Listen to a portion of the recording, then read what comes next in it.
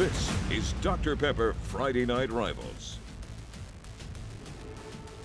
Week 2 of Friday Night Rivals brings us to the start of region play here in the always tough 6A Region 1. Two teams with rich histories, 9 state championships between them, but each coming off a disappointing loss in Week 1 to open up the 2023 season. Good evening, I'm Jim Cox, my partner Dan Brennan as always. And Dan, I think both teams disappointed the way they lost that game. Spanish Fort in the second half got shut out and lost late to Fairhope. And then you had a Blount team that just, it was their first game of the year. They didn't have a jamboree, some jitters. I think we're going to see big improvements from both teams tonight. Yeah, you talked about the history of these two programs. A lot of that history is right on this field. Yep. We've seen it. We've been here at Spanish Fort when Blount and Spanish Fort have had some epic battles. Yeah, Blount, they want to run the football, as does Spanish Fort. But, boy, Blount's got a reason to want to run the football, and he's a young man. We've been watching do it for the past couple of years. Yeah, he had 1,000 yards rushing his sophomore year and his junior year. He's now a senior, Deshaun Williams. Good size, good speed, about 6 foot 190, but he can bust it outside and hit the sideline. But watch him. He's mostly a between-the-tackle runner. Yeah, and they really struggled on the line of scrimmage. He wasn't able to get going last week against Viger, a very good Viger team. And then on the other side, Spanish Fort, one thing, Spanish Fort's had some very innovative offensive coaches throughout their history, but one thing they've always done, they've knocked you in the mouth on defense. And that's going to be what they have again this year, and they got a guy going to Alabama to center it. I was going to say, they've always had tough linebackers. Now they've got a tough all-state linebacker. Sterling Dixon got the size, 6'3", 215, got the speed, got it all. If Alabama says, come play for us, that pretty much tells you everything you need to know. Yeah, he was the 3A lineman of the year last year, transferred from Mobile Christian over here to Spanish Fort. So region play starts here tonight. Spanish Fort playing host to the Blount Leopards, and we'll get ready to kick this one off. Chase Smith and his crew taking on the rebranded Matty T. Blount Leopards here tonight on Friday Night Rivals.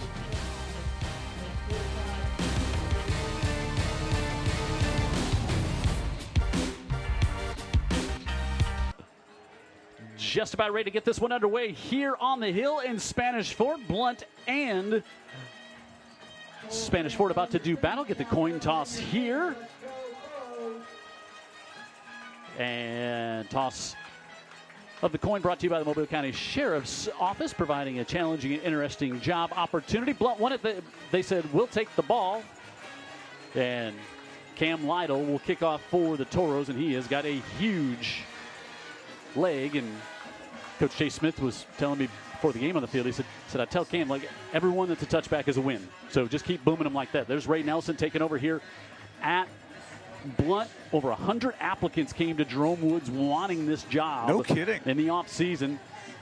Coach Nelson was at Satsuma for 4 years, was an assistant at Theodore, his alma mater. We'll talk all about his great career. And this one looks like it may be a little short of the end zone. They let it bounce around a bit, and now the ball comes loose, recovered by the Toros at the 10. Wow. Miscommunication back there as Kinley Johnson kind of let it bounce, and he was 3 or 4 yards in front of the goal line. He lets it bounce. The Toros recover, and they're going to be set up at first and goal. Cooper McPherson comes down there and right on. Boy, you always talk about winning the kicking game if you're either coach, and that one doesn't get the touchback that Chase Smith wanted. Instead, turns out much better. They won the play in another way. So immediately in the Dr. Pepper maroon zone, Aiden Schamberger, the sophomore quarterback for the Toros, Sawyer Wilson and Drew Williamson in the backfield with him. Now they'll give it on the end around right side, lunging down to around the 5. Gabe Myers comes from his left edge position. And take a look at the starters. Brought to you by Greer's for the Toros. Schamberger, Sawyer Wilson, Williamson are back there a lot as well. Myers, Nemo, Hickson. We'll see Hickson all over the field. Chandler Wilson, the tight end, and Justin Bonner on the outside. Bree Blackman, 2-year starter, up on the right side. He kind of loved to go behind him all night. Miller, Perry, Jackson, and Smith and Lambert round things out front for the Toros on second and goal after the turnover. Schamberger wants to fire it out to the far side, able to dump it off, and spinning free and lunging into the end zone for the touchdown is Chandler Wilson. Kind of a slow developing play But Wilson, who had a catch last week, and the big 6'4", 225-pound senior has an A&S Calvert touchdown. Talking to his parents before the, one of them anyway, before the game, and I was really, last time I saw Chandler, he was about 5 years old, so I was taken by his size. He looks like he's got college size and maybe ability too. Lytle was perfect last week in the Toros' loss to Fairhope, 2 for 2. And he stays perfect on the year. Wow, so just 53 seconds after the turnover, and Spanish Fort could not have scripted this one any better to start. And take a look at the touchdown here. A little tight end drag. He catches it to 5. Watch the missed tackle right here by the free safety coming up, and he just doesn't get him on the ground. It might have something to do with the size of the tight end right there. A&S Calvert, innovations in steel strengthened by people, now hiring at AMSCalvertJobs.com. Our first touchdown of the night. And you know, we were talking with Coach Nelson before the game, and he said situationally we just didn't play well last week. That's another example right there on first play number one. Play number 1, play number 3, and next thing you know, they're already behind 7-0 on the road at a traditionally tough place to win.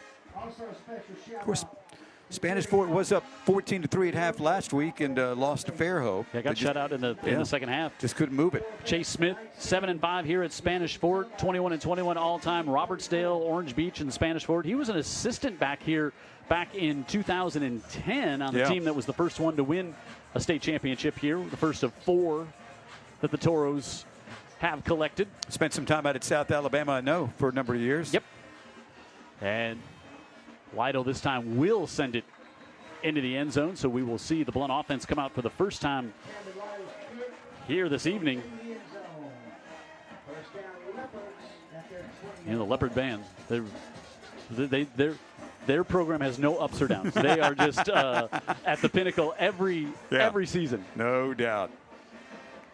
We've watched them do their thing for 24 years. This offense only scored 1 touchdown last week in a 26-6 loss to Viger. Game was going to be played at Viger's new stadium, but the crowd was so big had to move it to Ladd. Yep, that's right. Also had the unfortunate stoppage of play because of a fight that broke out in the stands.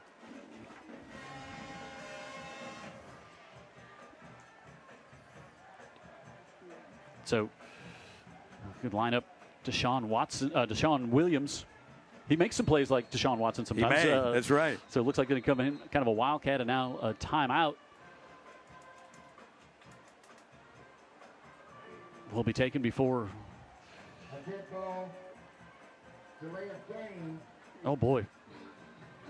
Oh, delay a game coming. Let's see if they get the timeout in first.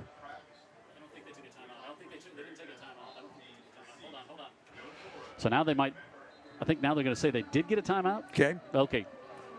So they got the timeout. That nullified the penalty, but nonetheless, a little wonky start here for the Leopards. So we'll take a timeout as well. Just underway here on the Hill. Toros already on top, 7-0. Friday Night Rivals brought to you by Dr. Pepper, Jim Cox, Dan Brennan, our great UTV 44 crew here tonight as we get ready to see Blount run their first play out of the game. They fumbled the opening kickoff and gave the Toros great field position, and Deshaun Williams carried out to about the 4. As we said last week, only 7 carries for 20 yards. We'll talk about that in a second here as we look at the starting lineup for Blount. Brought to you by Greer's. Usually you'll see Roderick Talden at quarterback there with Williams at running back. Charles Talden on the outside along with Tucker and Johnson, and now we see Williams turn the corner, and he's got this one all the way across midfield and more all the way out to the 45-yard line.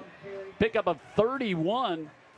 He had 20 yards all last week on 7 carries, and this time he takes the handoff from Talden and gets out around the right side behind Bailey and McCarroll and gets up the sideline. Yeah, I mean, great blocking on the edge. You give that kid the edge, you're going to rack up 30 yards real quick. Very natural running back. Trouble on the exchange. Almost looked like the center snapped that thinking that the quarterback was going to be under center, that he was back in the shotgun. And this Spanish Fort defense. Brought to you by Greer's, Gardner, and McConaughey. We'll talk all about the Louisville commit a lot tonight. Freeman is a force in the middle. C.T. Thomas as well. Burkhalter, Dixon. Dan already talked about him. Pannoni, the linebackers. Two-year starter Kyer at cornerback. Josh Powell there. And Javonte Walton, a two-year starter at safety, along with Landon York. And a loss of 1. 14-27 last week for Towden. And we'll get back to the line of scrimmage is all, and now we'll have 3rd and long coming up for the Leopards here. Yeah, another way to try to get it in Williams' hands. They do on kind of an inside reverse there, but the fort was ready. Walton. They usually are. With the tackle on that one, and started to say Roderick Towden 14-27 for 117 yards last week, so they put it up a fair amount. Keep it on the ground here, and great penetration by Cole McConaughey. He had 4 tackles for a loss last week, and he comes and blows this one in almost untouched.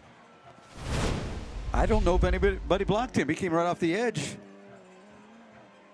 Wow, he must have split a double team. I'm not exactly sure what he did, but he had no resistance getting to the football.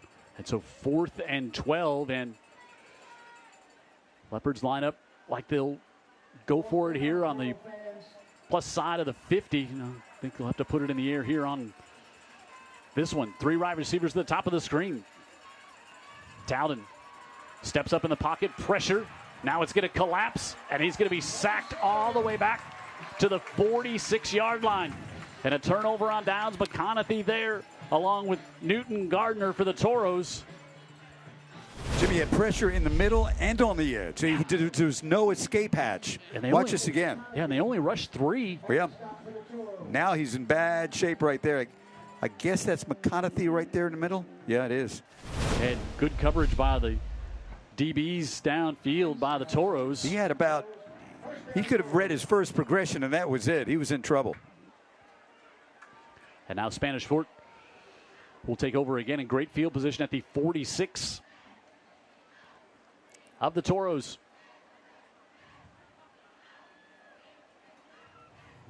Schamberger gives it off on the inside and moving all the way up to the 36. Going to be good for a first down. Yeah, we saw Sawyer Williams. Sawyer Wilson had a big game last year, including a big 60-yard touchdown run. Blount's defense, Wilson, Reed, and Howard up front, trying to get to the outside. Wilson nowhere to go. The sophomore Tyler Land, another sophomore Tyler Petway at linebacker. Braxton Thompson, Javaris White played really well in that loss to Viger last week. 9 tackles, including a sack in there. DeAndre Roberts, number 10, 2-year starter. Lazarick Johnson, he was their leading tackler last week. He returns to start as well. Then you got a sophomore Nizer Campbell at free safety, and Bobby Jones, the senior, on the other side. And 2nd and 8 here for the Toros. Schamberger with pressure fires over the middle of the field, and it's incomplete. So he looked to get that one up to his tight end, Chandler Wilson, who already has a touchdown here tonight. And he'll bring up 3rd down and 8 coming here for the Toros. Just needed to set his feet and be as accurate as he could with that ball because Wilson was open. Yeah, he's just a sophomore. He was 6 of 13 last week, but Fairhope, a stout defense as well. Yeah, you may remember him. He split time at quarterback last year at McGill-Tulane as a freshman. Yep. He was rushed it 9 times for 48 yards last week and a touchdown. Play clock now down inside of 5. And Chase Smith says, I'll take a timeout here.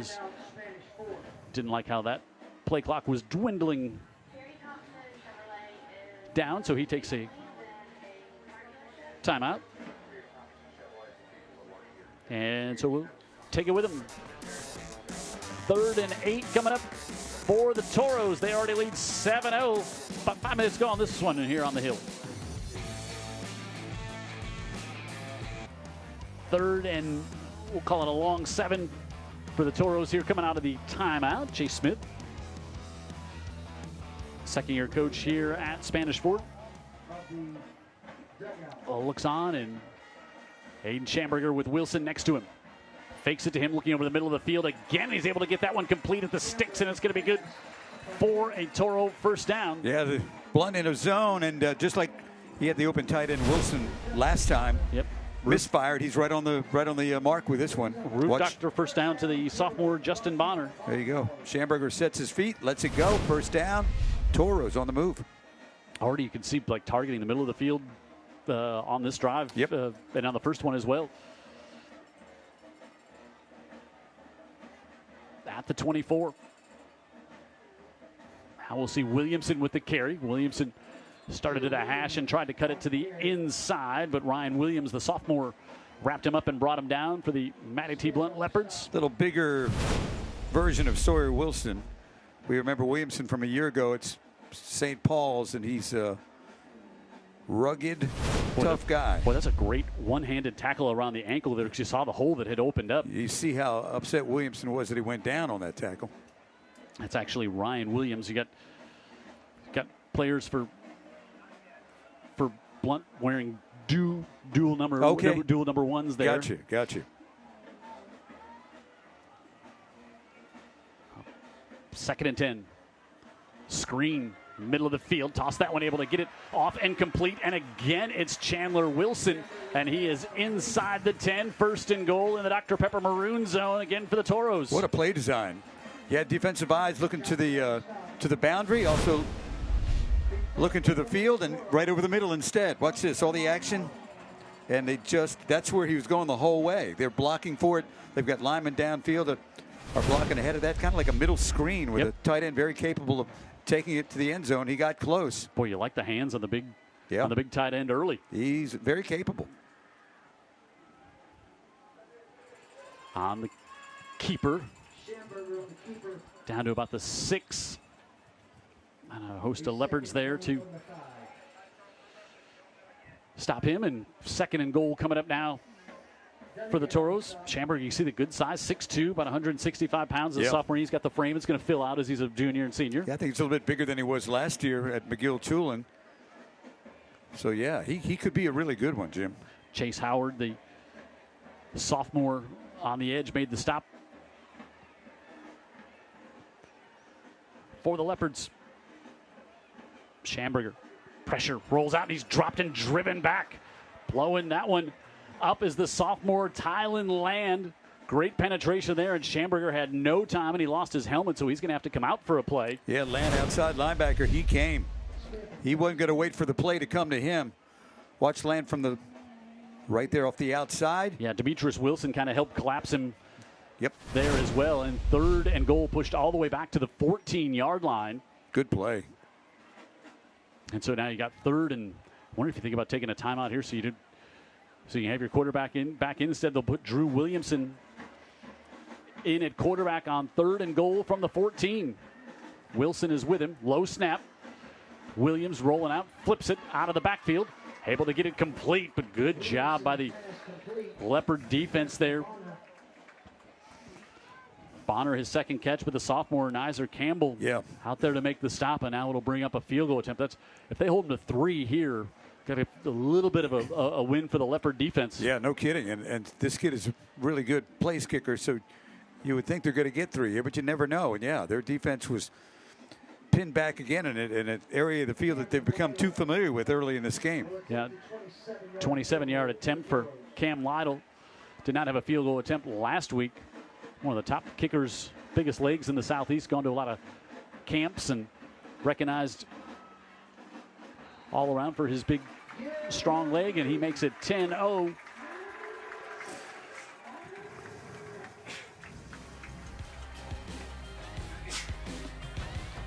So they get a field goal after the turnover, and the Toros on top 10-0 here late in the first on Friday Night Rivals, brought to you by Dr. Pepper.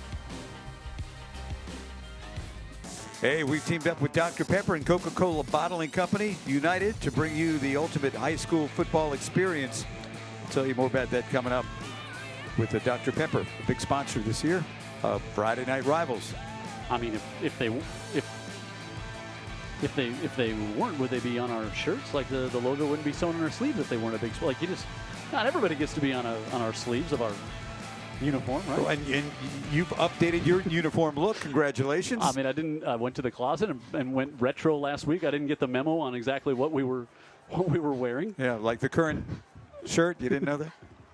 Remember the one year I lost it to the Baker kids and all the white out, and I'd stained the like shirt the and chalk. yeah, What was it? Yeah, it's not good. It's at the Smithsonian now in the high school. It's a relic in the High School Football Broadcasting Hall of Fame. It's a relic, all right. All right, so Lytle to kick off again. First one was short of the end zone. Second one went 9 yards deep. And this one goes all the way through the end zone. So Blount will come back out. Had some positives on that last drive with a big run of 30-plus for Williams. Yep, you know what? I don't think it's any mystery we're going to see a lot of Williams getting the football this week. Like you said, for whatever reason, they got behind. They turned it over situationally. Biger's line was just super tough to run against. Yeah, they had a tough time with them. But if they can get a little push up front, Deshaun Williams will do the rest. Yeah, and Coach Ray Nelson, he knows a little something about the running back position. The 6A back of the year in the state of Alabama at Theodore in 2000. He was crazy numbers. Yeah. Coach Downey. Remember Coach Downey was out there? His coach. Talden fires that one over the head of Charles Talden. Talden's pass incomplete. Covered by Markel Highstepper.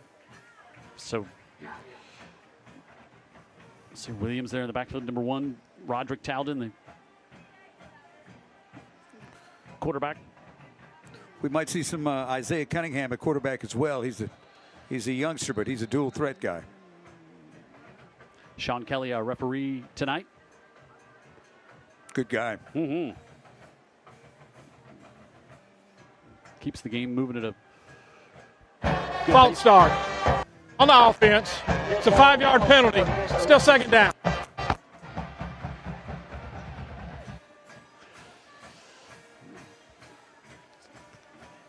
So back behind the sticks again, 2nd and 15.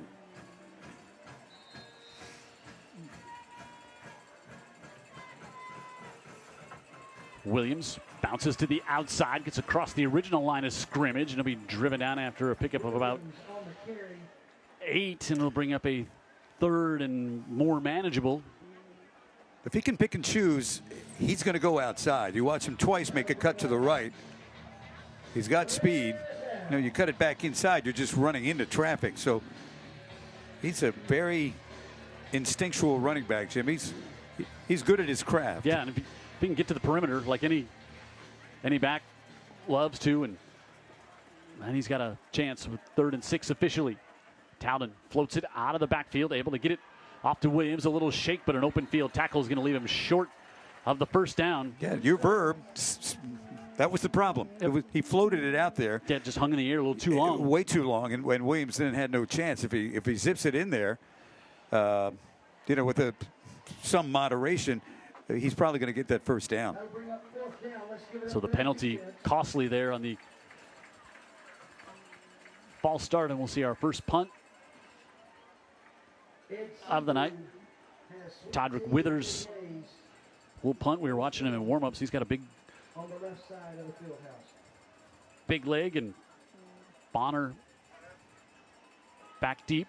Oh, this one not a good kick. Low line drive, but he does get a little bit of a roll.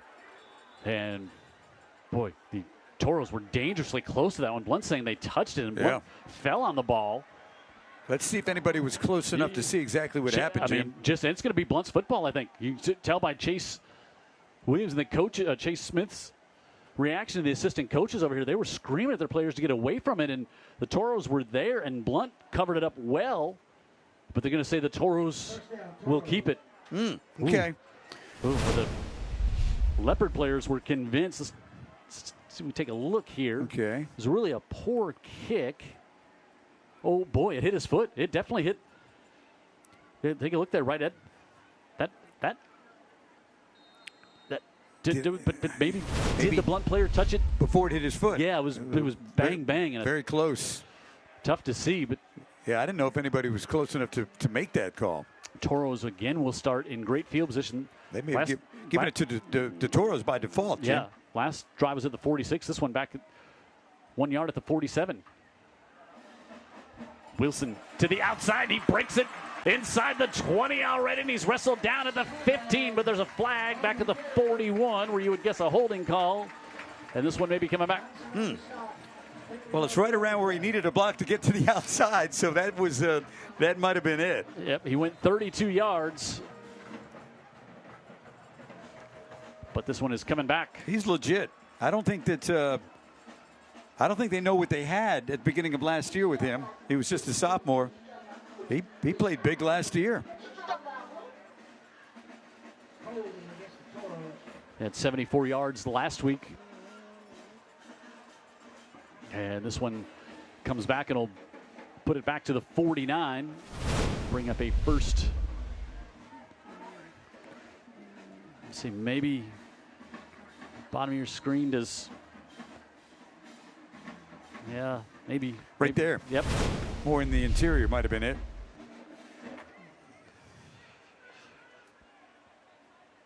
So 1st and 14. Now, and Blount's defense, good job. No gain on that one as Wilson had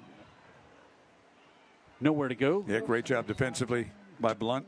Demetrius Wilson, one of the first ones in there for the Leopards, the sophomore. Leopards are young across the front, sophomore, junior, sophomore. They Wilson, are young. Reed and Howard. Yeah, they're young. As we're inside 2 minutes to go.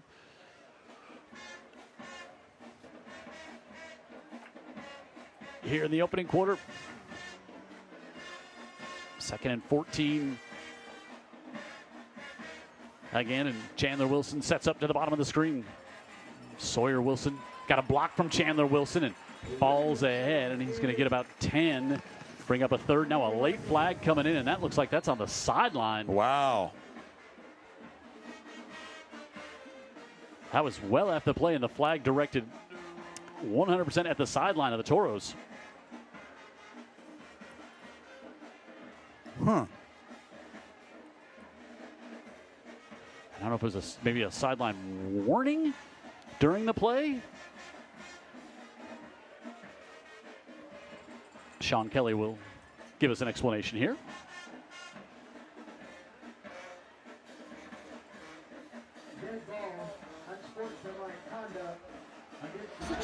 It's a 15-yard penalty. Be 3rd down. Wow. So, I don't know if it was interfering or something was said. I don't know. I did see Sawyer Wilson was the ball carrier, correct? Yeah. So Williamson was objecting to something, and so I don't know. I'm not trying to indict him without any proof. Yeah, it's that they threw it right at, like, toward the sideline. Not, it sounded like maybe on a coach. So 3rd and long here for the Toros. Schamberger scrambling, wants to set up, sets his feet, wants to go back across the middle of the field, and he gets it inside the 5, down to the 4. Justin Bonner with his 2nd catch of the night. And he was defended pretty well, Jim. Great throw on the run. This is why we say, Schamberger, let him grow up, give him time. Look at this throw on the run. Look at the defenses, just a step back, but such a perfect throw. Yeah, Johnson was back there in coverage, and boy, what a throw by Schamberger. We were watching him throw it before the game with a big arm, and Bonner, his 2nd catch tonight. You can see why they like the sophomore. Yep. And the Toros in the maroon zone again here as we approach a minute to go. Direct snap.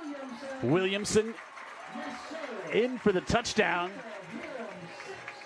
Thought I saw a flag, but no flag. So touchdown Toros, and Amon Calvert touchdown. And the Toros convert on 3rd and 19 with the big pass to Bonner. And Williamson has his first touchdown of the night, and he's a big back, 6 foot, 205 pounds, and a lot of room there on the left side. And now he'll hold for Lytle. And it is quickly 17-0 here in the first quarter. And Spanish Fort capitalizing on their opportunities here, and 17 push-ups already for that young man here tonight. Tell you, Williamson, he uses his 205 pounds.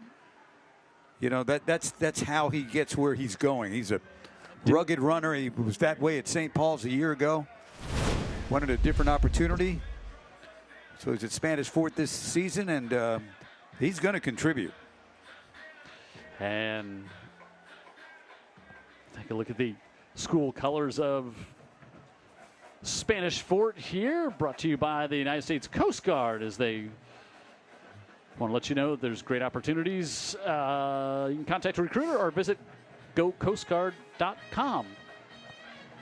Coast Guard all over this thing. I don't think you can. I'm not Sponsored sure. the colors before the game, and also the colors in the stands themselves. There's a lot of it in the Toro student body just below us here. So this starts region play for both teams, and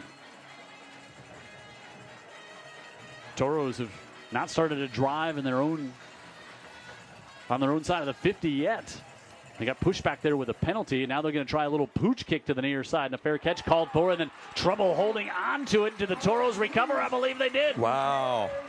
A little pooch kick, and Zante McWilliams called for the fair catch, did it the right way, but then couldn't hold on to it. And Lytle, the weapon, boy, you know, you start cheating back a little bit as soon as he goes to kick it because he's got such a big leg. And you got to come up. Yep, and then you pooch it to the near side, and they say when it rains it pours. We can add in lightning, thunder, and flooding. oh, just missed it. Look at that. And then good job on the coverage. Cooper Thompson able to recover it, and Lytle.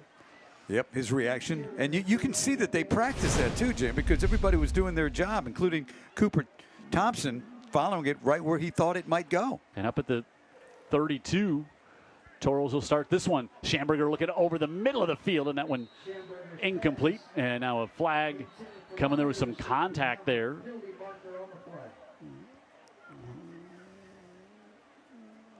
Let's see if that's going to be a pass interference. That's a tough call.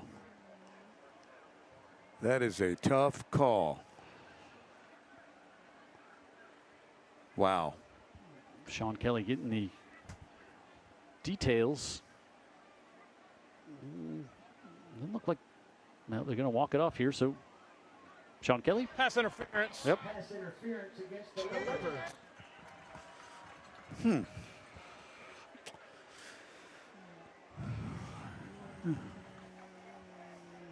All right.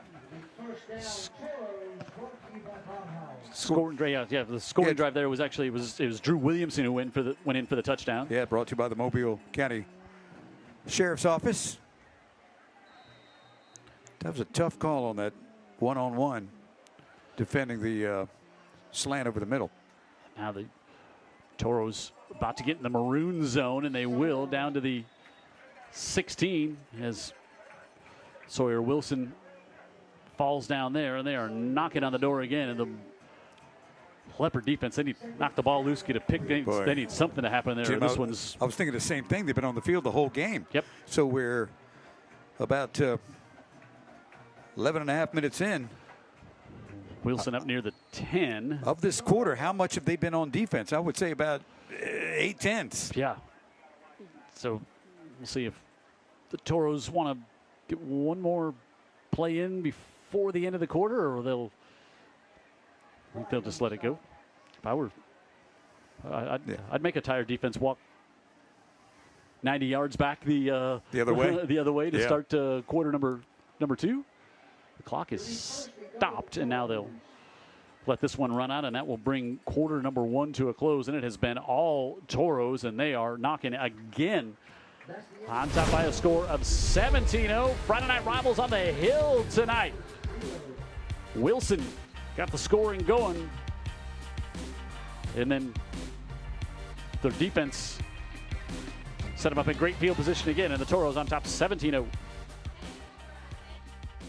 Hey, since 2016, Andy Citron Injury Attorneys has partnered with Friday Night Rivals, supporting student athletes and furthering education. Once again, Andy Citron will award a $5,000 scholarship to one of our scholastic athletes. Thank you, Andy Citron. Indeed, thank you. We are ready to start quarter number 2 here. 17-0 Toros, and they've got a first and goal at the 10. They are deep in the Dr. Pepper maroon zone.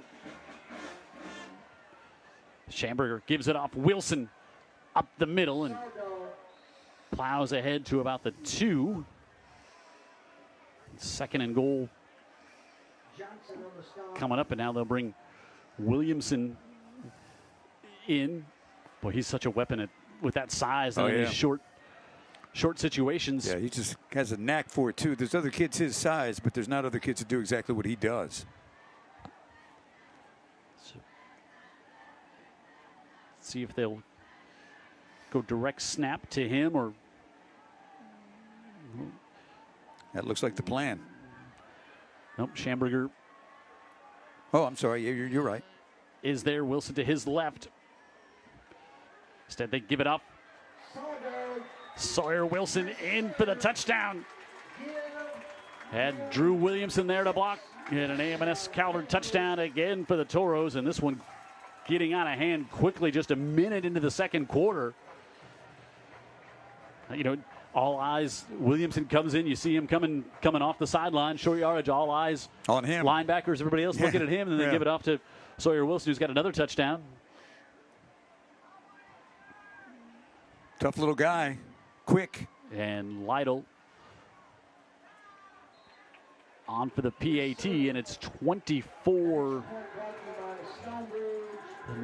here. And we'll watch the Sawyer Wilson touchdown here. The Toros line of scrimmage has just been doing a great job here. Yeah, Williamson cannot wait to hit somebody. He misses, but it doesn't matter.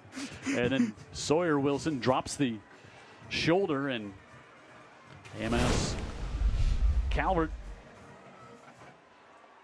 with the touchdown there. Innovation in steel, strengthened by people, and they're also now hiring at AMSCalvertJobs.com. Let's see, big win last night. No, that was no. So no, it was Mary G that got the win over Charles Henderson last night. Williamson beat LaFleur by a score of 22-0. How about I give you some scores going on right now? That'd be nice. Let's see. Fairhope on top of Choctawhatchee 13-7. Saraland on top of Murphy 33-0 in the second quarter. Faith Academy leads Alberta 22-6. Foley leads Baldwin County 21-6. Scoreless Carver and Daphne up just down the road here in Daphne in the second quarter. No score yet. McGill and St. Paul's in a 6A matchup. Bayside leads Pike Liberal Arts by a score of 17-0. This one, short kick taken at the 15. And big hit out at the 25. My word. Miller brought down there. And how about a sustained drive, a couple first downs, get a little something going here for the Leopards. You got a big offensive line. They got to do their job, and of course you got a running back that has gotten 1,000 yards the last 2 seasons. He really good. Just give him a little crease. Yeah, and you don't want to start chasing. I mean, you're down 24-0, but you don't want to just totally abandon the game plan you had coming into tonight's game quite yet. There's no 14-point plays, right? You just have to do what you have to do. Towden, the senior.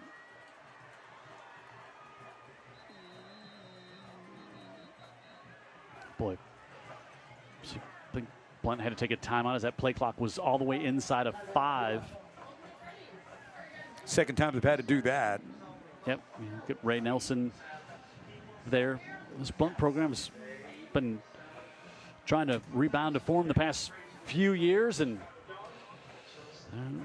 I think this might be the guy. It's going to take a little time. Totally agree. Early on in the second, all Toros so far.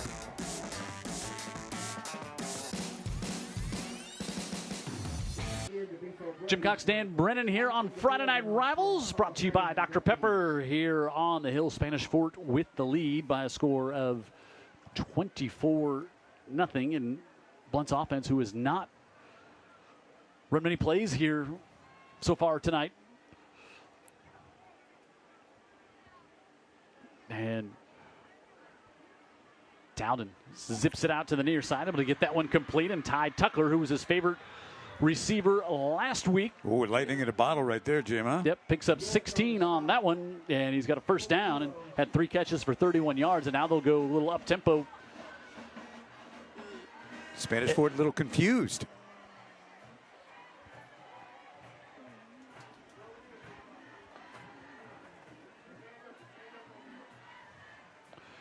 Josiah Smith in the slot. Looked like the Leopards may have started a little early, but instead it's Williams who hurdles a defender into Toro territory to the 45 as he picks up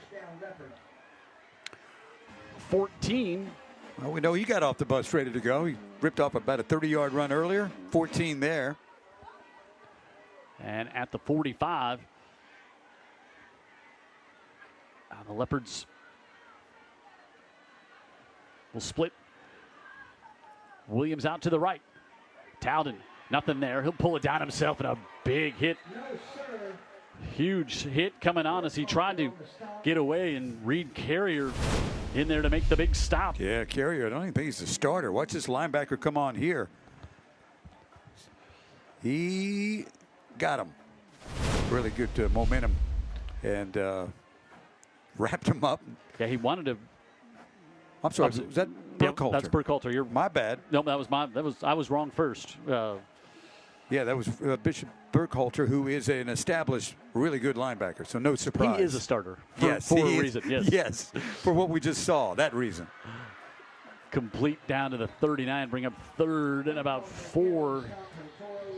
Charles Towden with the reception there. Still a little life from the Leopards here, Jim. Yeah. Probably going to. There's a chance still. They've got 2 shots to get 6 yards.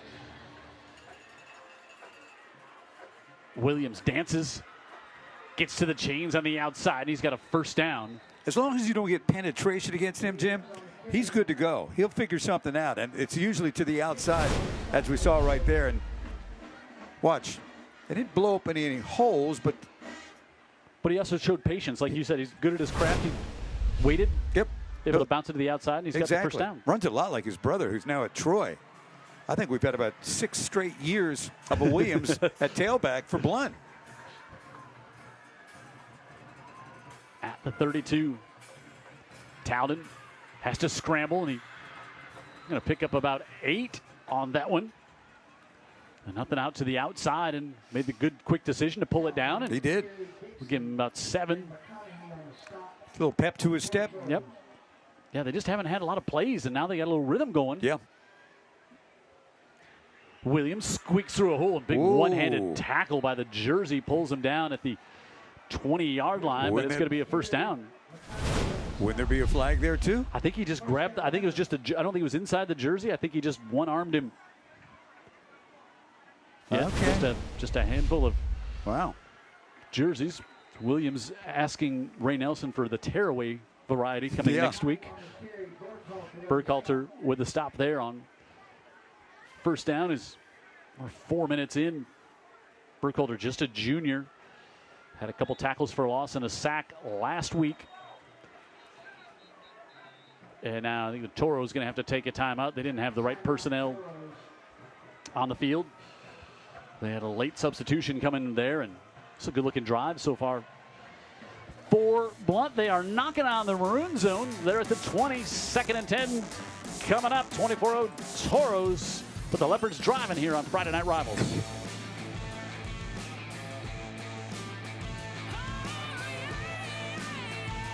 .47 left here in the second. Jim Cox, Dan Brennan here on Friday Night Rivals. Hey, you know who's giving us scores down from Gulf Shores, Dan Brennan? You tell me.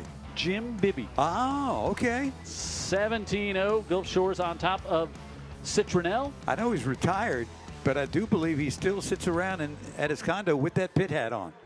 I think he's running the clock at that game.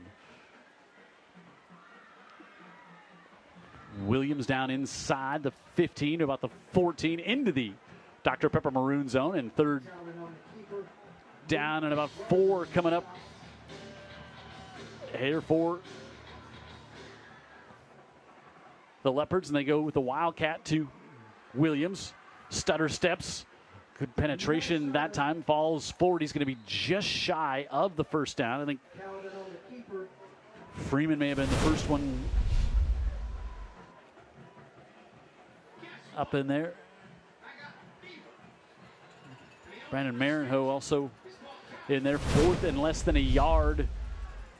Williams pushes ahead and drives the legs, and he's going to have the first down inside the 10. And now they'll bring Taldrin back in. Williams going to go out for a play. And Todrick Withers, big sophomore, back in there next to Roderick Taldin. As he looks over at the bench, and you can bet if they don't score here, they're going to want to get Williams right back in there on the next play.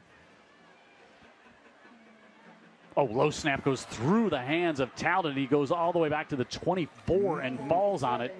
And now you're going to have 2nd and goal from the 24, and Williams will come back in. Well, now Williams himself, when you're at the 10-yard line, that's one thing. You can utilize him. Now you're all the way back at the 20. It wasn't that bad a snap. It was a little low, but it was a fastball. Maybe he just wasn't ready. I don't know exactly what happened there, but that's a big, big, big play. Yeah, you lose 15 on first down. And now you put 3 receivers to the bottom of the screen. Towden looking, flares it out of the backfield to Williams, and Toros had their eyes on him and force him out of bounds. And now 3rd and goal coming up from the 24, and I think we're going to get our heat timeout here. First whistle after the 6-minute mark in all games in the state of Alabama. We'll take a timeout. 3rd and a long goal coming up for the Leopards from the 24 after this.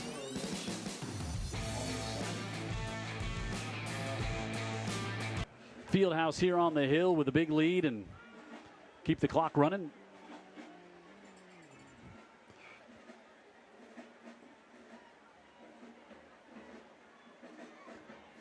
Schamberger gives it off again, but great penetration this time by the sophomore Tylen Land. Land came in and coming from his outside linebacker spot, read that one and met Wilson right the hole. Yeah, with this Blount team, you see flashes, right? Yep. You see, whoa, there's some talent there. That's a ball player there. Just have to tie it all together. Loss of 1, so 2nd and 11 inside 4 minutes to go here in the second.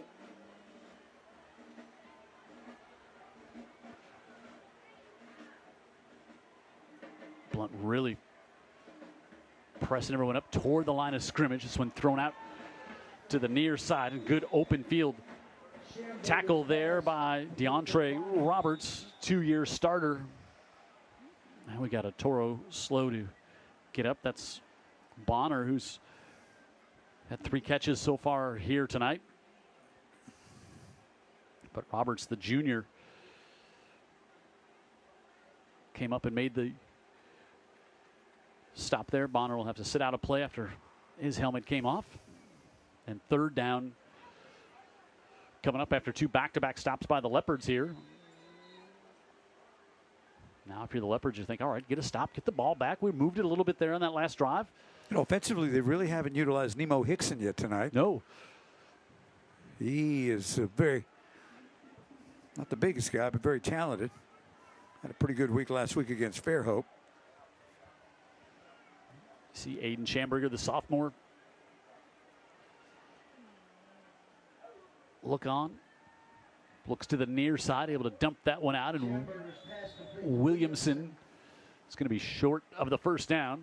He was knocked out of bounds to stop the clock. Might see our first Toro punt of the evening. 4th down for the Toros. In the punt, number 24, Newton Gardner will punt. Having an animated conversation with Chandler Wilson, tight end. Blount with no one back deep I mean, no one at all to field the punt. And a huge boom by Yes, sir. Gardner. Rolls this one to the 13. Gardner, Doing the math? 58 yards on the 57 yards officially. Could you see like carry the 2? Like, because I was trying to Yeah. we don't have our math spotter here in the booth. And don't look at me. Yeah, Blount didn't have anyone back there. I don't know. They were worried. I don't think.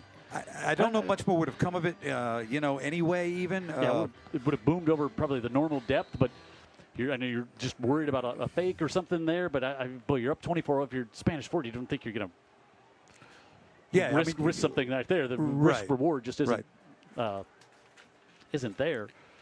It may have seen something in the setup that tipped him off something might be coming. So now if you're Blount, you can't have any problems down on this end of the field, obviously. Got to play some clean ball down here, at least get to the half without a turnover or giving Spanish Fort another opportunity. Yeah, McConaughey brings down stop for the Toros. Williams as Williams picks up a couple. As we're inside 2.5. That kid, he could put a lot of weight on still, McConaughey. I know. Yeah, 6'5", 233. Due for Louisville right now? Is that the commitment? His dad, Adam, was Mr. Football in the state of Louisiana. And now Towden drops the ball and has to fall on it. Yeah, his dad was Mr. Football in the state of Louisiana, played at LSU, then went to Texas and had a little time in the NFL. But he won 2 state championships and kind of holds that over Cole a little bit. Like, I got 2. You need to get one this year, son. Yeah. Well, Cole's a really good player. That's for sure. He's been good since he was a sophomore. Absolutely. And 3rd and 12. And now if you're Blount, you're just thinking, okay, we can't have a disaster here. But also, young players got to step up and make some plays. They give it to Williams, and he is met immediately. No, sir. Sterling Dixon. Haven't called his number all that often tonight. On the stop. Dixon made the stop there in the backfield. Yep, and with 1:23, the Toros will take their last time out to stop this one as Blount's going to have to punt from their end zone.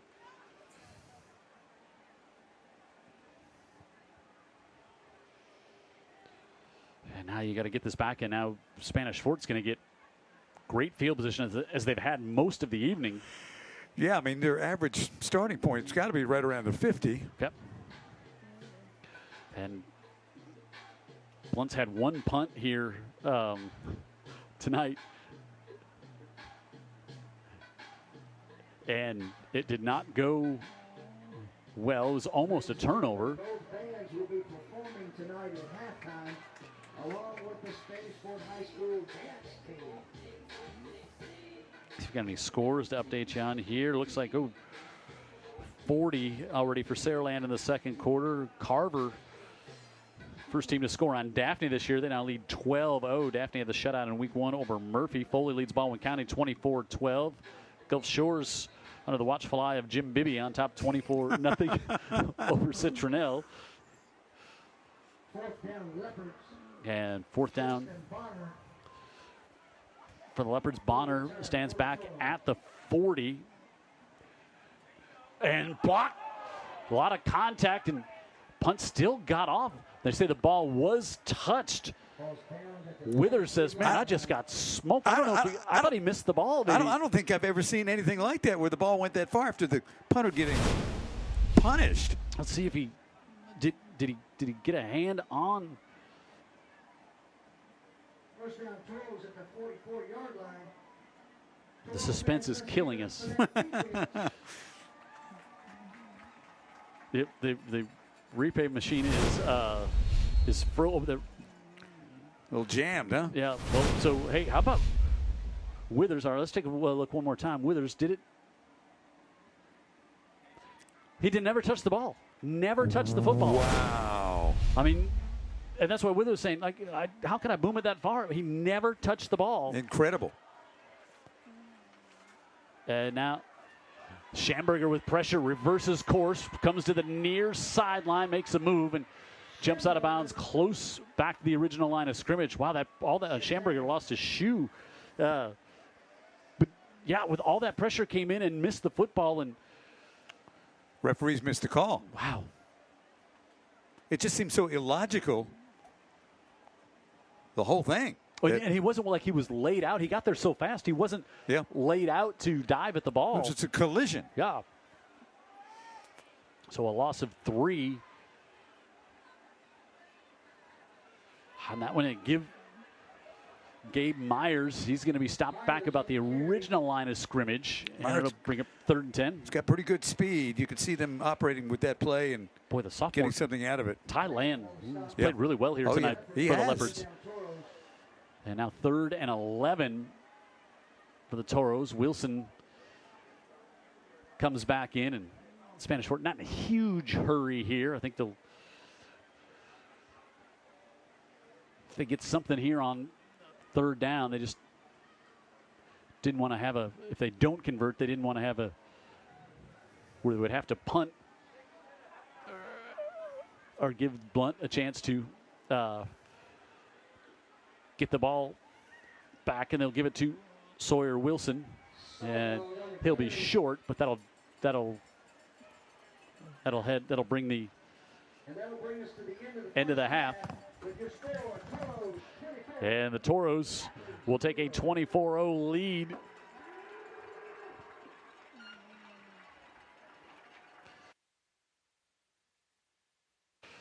So 24-0, the Toros with the lead. Local 505 halftime show coming up next here on Friday Night Rivals.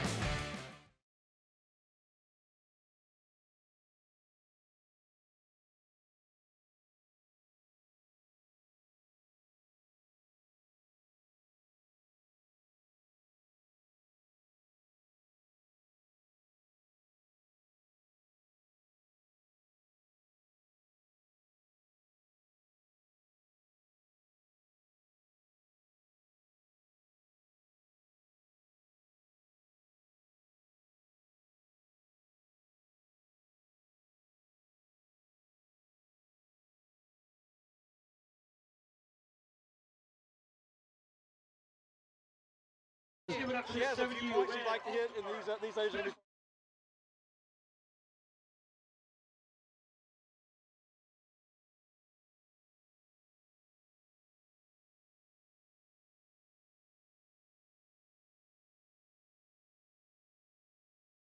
be a chance to talk about it. Sounds good. All of us? sure. Or, yeah? Yeah. I'll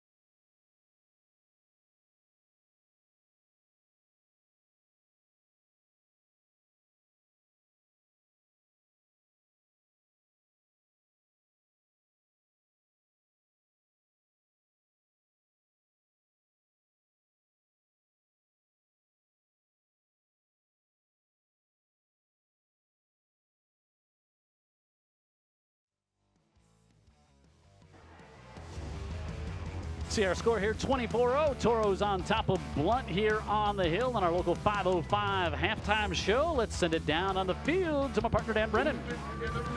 On the sideline with Dr. Shannon Smith, principal here at Spanish Fort High School. Yes, sir. We've got the Blount band competing with us and winning.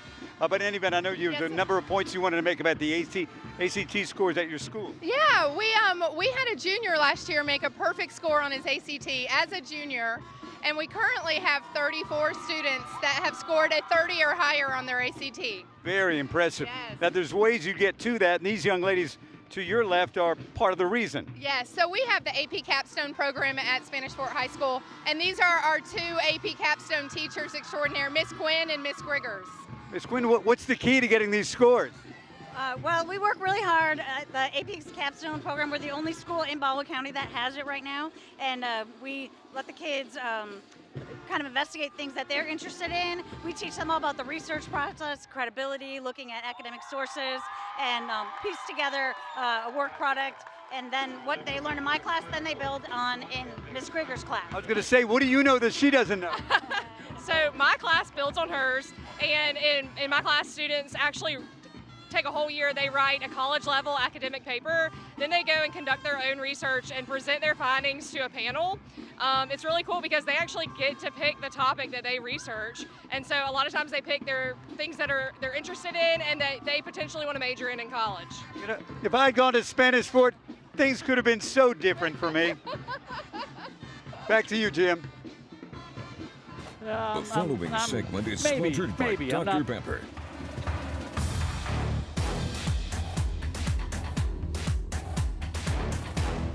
Well, Coca-Cola United again is so excited to partner with Dr. Pepper and partner with you guys being able to bring this game back to the community. But from the start, Mr. Bellingraf started Coca-Cola here in Mobile, the franchise, in 1902, and a lot of people don't know that. They don't connect the two. But he actually ran this facility to finance Bellingraf Gardens that he started up to give back to the community, to be involved. He ran it as a nonprofit organization to be able to finance that, and that's just in our DNA. That's how we started.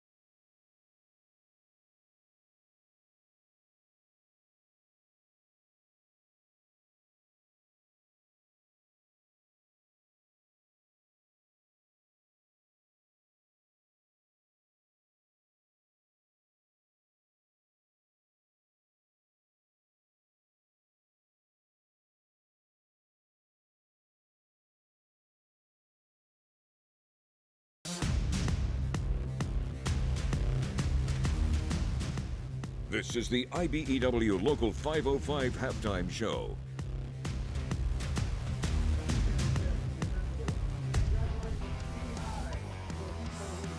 Halftime here on the Hill. Spanish Fort on top by a score of 24-0. It just kind of started off not great for Blount, and then it kind of got piled on, and then they played better later there in the second quarter, but Spanish Fort jumped out to a quick lead here to start region play tonight for both of these teams, both coming in with records of 0-1 after the losses last week. But here the Toros off to a big lead, and they will get the ball back to start quarter number 3 here on the Hill as we take a look at what these teams have going on in the upcoming weeks. We see what happened to Blount last week. They lost to Viger, and on the road here tonight at Spanish Fort. Then they have Robertsdale at home before they're off on the 15th. Then Baldwin County. Then they get another rivalry game as they'll take on Williamson.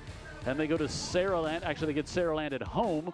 Go to Theodore, St. Paul's, then end up with 2 road games to close out region play. McGill and Murphy to close things out. So you just see how tough that region 1 is for everyone in this region. And Blount will get their first home game next week. Spanish Fort, as we said, lost last week by a score of 26-6. They got Blount to go to Baldwin County next week. Then we got the big early season matchup on the 15th. It'll be a game we will have for you right here on Friday Night Rivals. We'll be up in Saraland when Spanish Fort and Saraland match up against each other. And then the Toros will head to Theodore and Daphne in back-to-back road games. And they get St. Paul's here, go over to McGill, then Robertsdale and Murphy. And then they're open the last week of the season. But you can see they kind of gonna get that meat of the schedule coming up here soon in 6A Region 1. Play just starting off here tonight in the region, and see that Saraland and St. Paul's the only teams in the region last week to get victories. Everybody else lost in non-region games, and St. Paul's leads McGill 7-6 is the last report we got on that one right now. Saraland up big over Murphy, so they're going to go to 2-0, the top-ranked team in 6A, and they look like a powerhouse. I'm not sure anybody's going to be able to slow them down. Regular season, a lot can happen, but they're so deep, they're so good, and we can't wait to see them against the Spanish Fort team coming up in about 3 weeks. With the frontline players are as good as anybody. Yep. And so they have a star power with kids who are Ryan Williams. I mean, he's really, I don't say he's the difference maker, but it's hard not to say that when what he does is so extraordinary against anybody, any way you want to defend him. Yep. You can bring in a national power from Nashville. They're not going to stop him either. Right. Didn't happen last week. He was the player of the game on ESPN with that win. And you see Saraland, number 1 team ranked in the state, and Theodore ranked number 8 despite their loss last week to Baker to open up things. Theodore playing Robertsdale tonight, but then you see most of the you got a team just muscle. It's just muscle, just muscle. I'd like to be on that team. Yeah, I don't think you and I would have made the cut. Either one of them. They wouldn't have let me up there. No. Anyway, so there's the polls for 6A in the state of Alabama. Saraland going to stay there with their big lead they have over Murphy here tonight. We're going to do some squeegeeing on the windows. That's exactly my thought as well. Yes, we will do that here at halftime. Spanish Fort on top by a score of 24-0, and we will come back and bring you more of our halftime show here as both bands doing a great job here tonight on the Hill. So far, all Toros between the white lines. The best Thursday night lights and Friday night rivals highlights from across the country. Missed the playoffs. Oh, they're going to come out wide open. What, they come out with a trickeration. Trickeration. Oh, that was a beautifully done. They caught Renju asleep. And he's going end zone to the end zone. Beautiful play. Hayes lets it fly towards the end zone. Touchdown, Matt Manning. Chunk. Block. Steps up. Now he's going to have a chance up the near side. Look at Joe Ott going across midfield inside the 40. Still on his feet. Makes a move at the 20. 10. Touchdown Bulldogs. Now these next 2 drives are going to have to play at up-tempo pace. Oh, it's going to be intercepted after the deflection, and it's going to be a pick 6. Cleveland had one last week. Rolls all the way left. Back to the middle. the snap, the hold, the kick is good! Indy wins with a triple overtime comeback. The old Polovin for Marion County on to attempt the extra point. It's a fake. Warriors to the backside. They got it set up. He goes airborne. Touchdown, Marion County. It was Luke Tipton. Unbelievable.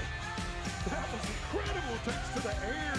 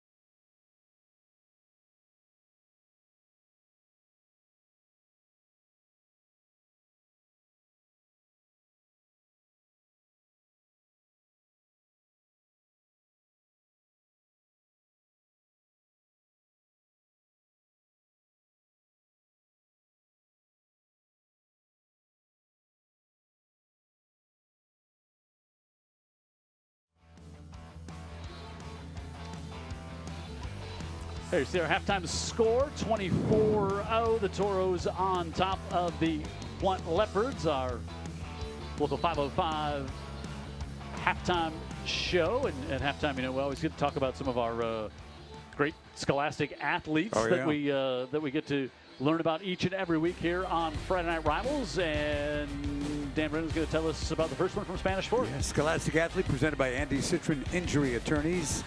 Bryce Beal, Spanish Fort High School. I just talked to the principal about all the great scores they have in their ACTs. Right there. 35 right there, 4.49. Cross country, distance track, honors chess club, engineering club. Wow. FCA treasurer of National Honor Society. You don't want to give me any loose change. And the AP Capstone program, right? AP Capstone program, which the teachers were talking about on the sidelines. That was very informative. Plans to study electrical or mechanical engineering. Our old majors. Congratulations to Bryce Beal. That's great stuff right there. And by the way, also Kim Arnold, our halftime MVP. Talk about what she did, her extra effort. I mean, grabbed the squeegee, saw we were struggling, you and I, and she just took command, and now she's going to actually, we'll get a shot of her in the second half because she is just... she's on squeegee duty. She is just doing a tremendous job, so we can see the field And because we have the air conditioner set where you can hang meat in the press box and age it. And so it's cold in here and the windows are fogging up. And then, but Kim Arthur is doing a good job to keep our windows clean. And there, halftime, 24. We'll come back and get you ready for the third coming up after this. Look here at the great playing field and just great atmosphere for a game here on Friday Night Rivals at Spanish Fort on the Hill. We have done so many games here over the years. I'll be honest with you. I was down on the field, obviously, at halftime, and the Blount band got this place going. I mean, they got the whole place going, including the Spanish Fort band, the Spanish Fort fans. They hit the field and nearly obliterated my halftime conversations. Well, the Spanish Fort band got to start making noise on the opening kickoff as Blount fumbled it. Then the Toros able to quickly capitalize on a 10-yard drive. Chandler Wilson with the touchdown there, the PAT by Lytle, and the Toros up less than a minute in on this one. Then Schamberger with a big scramble out here, and on 3rd and 19, able to complete it to Justin Bonner. That put him in to goal situation. Drew Williamson in for the touchdown as well. Then they do a short kick and surprise the Leopards, who fumble, and then the Toros recover. They were on top by a score of 17-0 then. It was actually a field goal from lining up the PAT we saw, and then Wilson goes in for the touchdown, and Toros on top 24-0, and it's doing a lot of it on the ground. And then time of possession, it was all Spanish Fort early in this one, and then Blount held the ball a lot on 2 long drives, but could not punch him in there in that second quarter. And I do believe that Williams for Blount has got about 50 yards rushing or so, but they were dropped for losses and fumbles, and so their net number on rushing yards not good. Yeah, just 79 total yards in the first half, and Spanish Fort will get the ball to start things off here. And we're looking at, you can see right here, Dan. So you can see right there. There's our challenge. But we've got Kim Arthur, who she doesn't know what she signed up for. She thought she was just going to do this one time at halftime. She was like, "Oh, I can help those nice men from TV do this," and now she's like, "Can I watch the game?" But look over there, next booth. Yeah. No issue. No, like they're good. We're over here in the in the squeegee, and I don't know. I turn the air conditioner up. I turn it down. I get in an argument with a guy who's got a knee brace on. So he's trying to cut through here while we're trying to watch the highlights at halftime. So maybe do we crack it a little? So we're taking HVAC tips live on the air. If you have Dan or I's number, you can text us. Can you still email us at Hey Guys? That's still going on. I think somebody's checking it. Okay. I've signed up for a lot of things with that email address, so maybe they're not. I don't know, but. Text us if you have HVAC suggestions, Kim Arthur. So,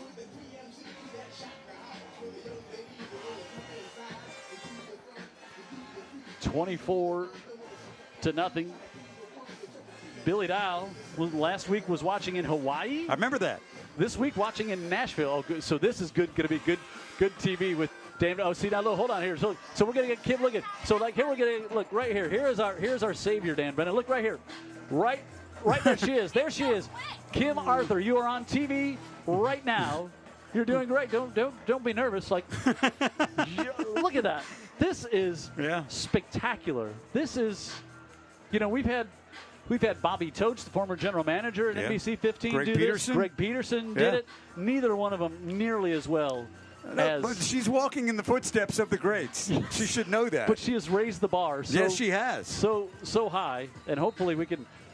Really, this nice lady, and she's like, I'll help him out. Now she's like, I wasn't signing up to do this all. We let her keep the squeegee. Like it's all yours. She's got the little one. We got the big one in here. Yeah. All right, so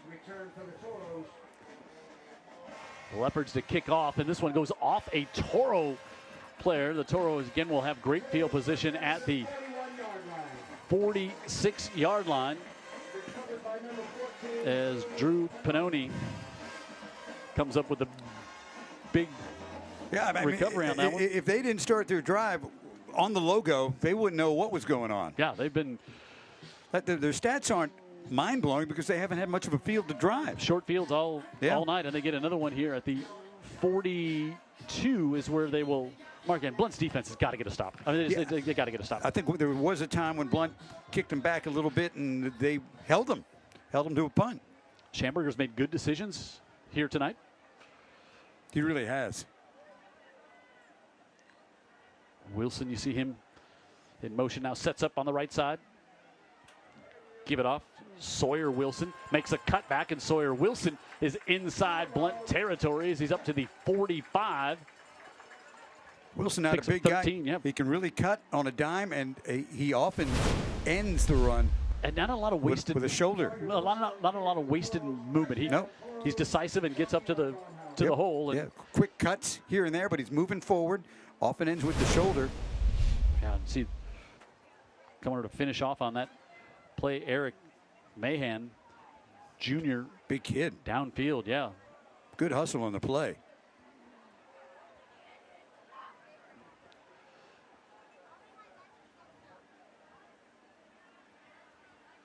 Schamberger.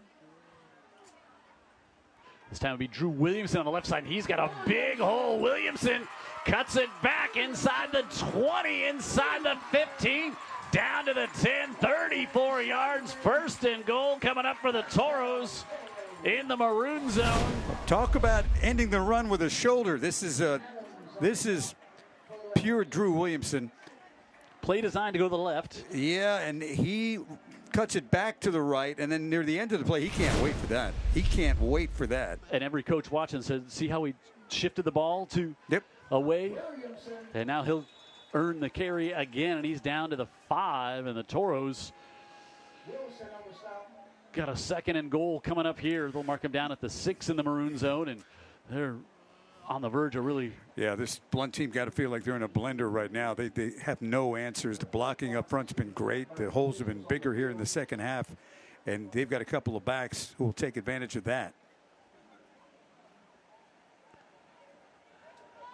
Wilson on the right side, untouched, in for the score. Sawyer Wilson, the junior, in for an A&S Calvert touchdown. And good job on that right side. Big Bree Blackman on the right side there, kicking things out. And easy conversion here for Wilson, untouched. Chandler Wilson in there blocking as well. And A&S Calvert Innovations in Steel, strengthened by people now hiring at AMSCalvertJobs.com. Yeah, now also get William Connor, the freshman, comes in to the left foot, kick that one in. The PAT is good, and it's all Spanish Ford 31-0 early here in the third on Friday Night Rivals.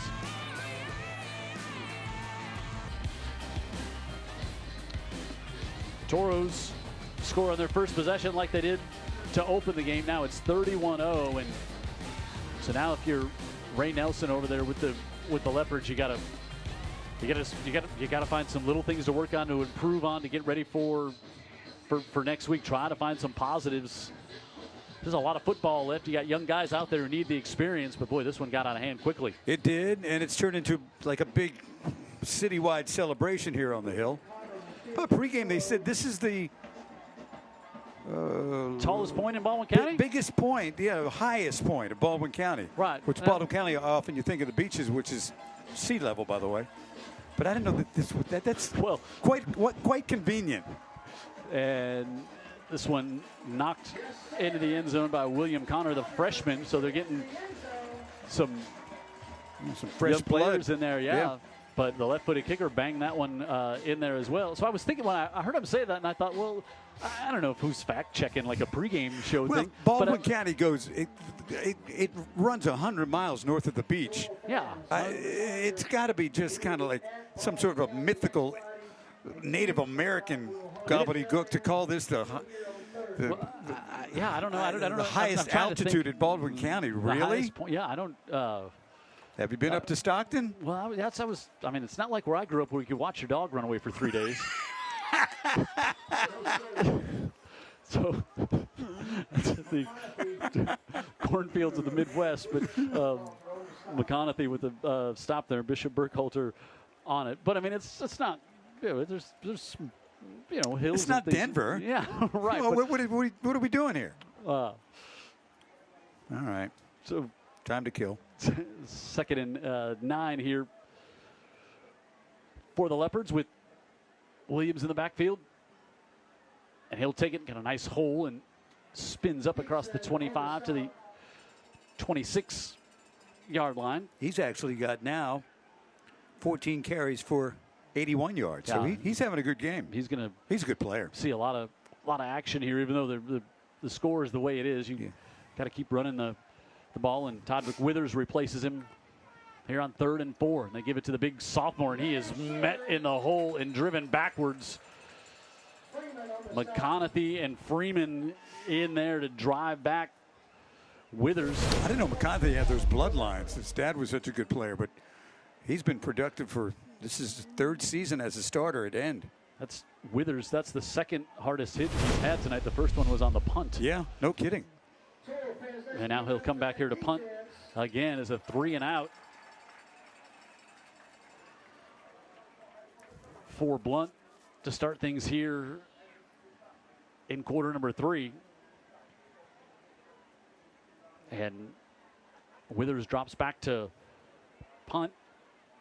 Justin Bonner back at his own 45. Withers with pressure again. This time they do block it. Got their hands on it. Ball is loose and recovered back inside the 12 in the red zone. That time they got the block. Loose ball. Cooper McPherson recovered that kickoff earlier, and he's the one.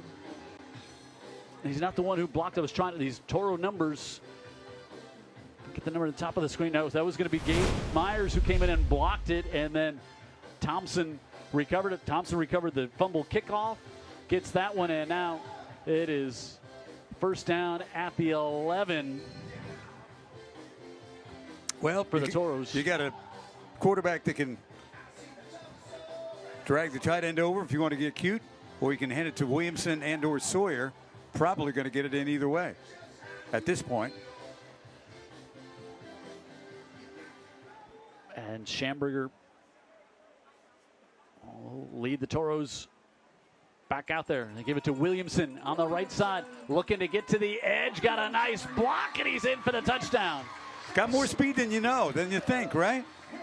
And Sawyer Wilson with a great block to seal the edge there.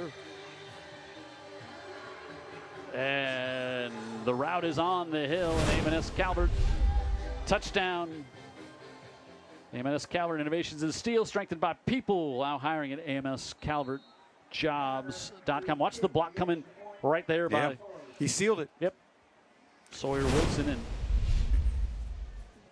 I don't know if this team could be any more Spanish Ford acting than they've acted tonight. William Connor missed that field goal. The only thing that's gone wrong special teams wise tonight for the Toros. Watch. He's got his eye on somebody from the start. And he'll just turn it right back to the inside. Exactly. And, made the big block there, and Williamson was probably going to make it in. Yep, but he was doing his job. Yep. And the Toros in big control of this one with just 3.5 gone by in the third. Got a score from T.R. Miller last I heard. UMS was on top 13-6. Did I finish my thought about Billy Dow watching in Nashville tonight? Yes. I did say that? Okay. Yes. I couldn't remember if I got distracted by our MVP, Kim Arthur, keeping our windows clean here.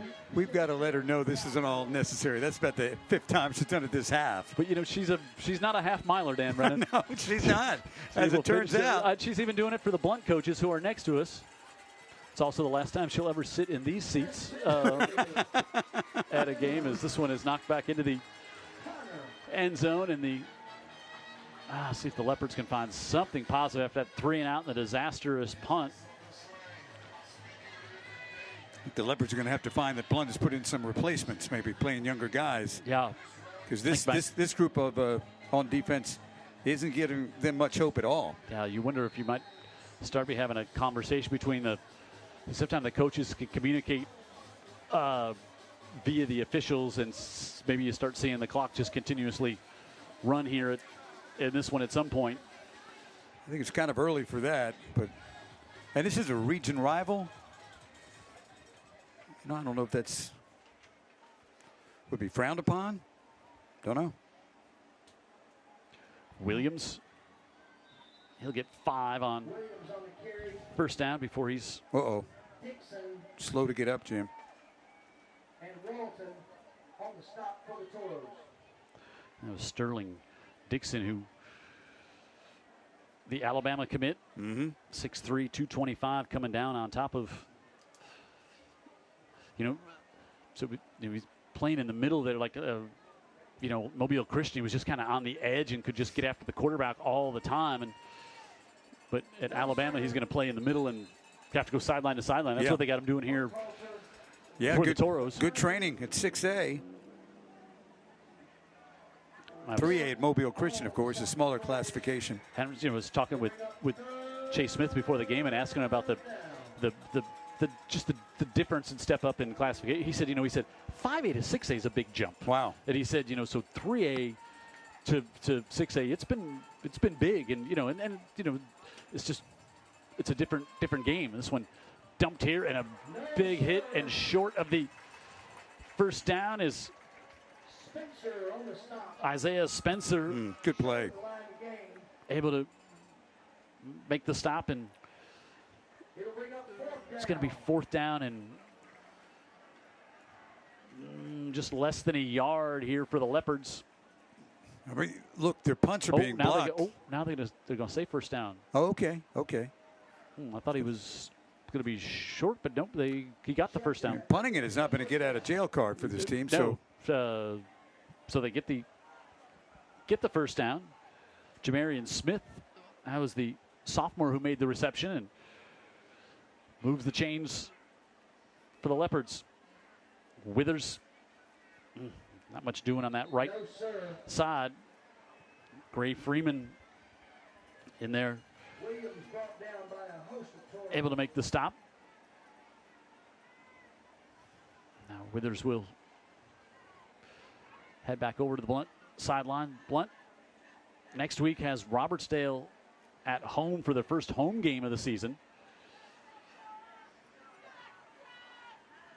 On 2nd and 9, pressure from the edge. Talden rolls out, trying to get away. Now he'll pull it down. Makes a nice move at the 35 and gets up to about the 37-yard line. Felt the pressure coming from the backside. Yeah, he had enough speed to get away from it, too. Yep. Nice play. Rushed it 7 times last week for 31 yards. But see, these defenders are trailing him just about the whole way, but he's got enough speed. McConaughey giving chase. And now we'll get our heat timeout. That's for Kim Arthur. She's earned it. She has. Halfway through the third, all Toros tonight on Friday Night Rivals.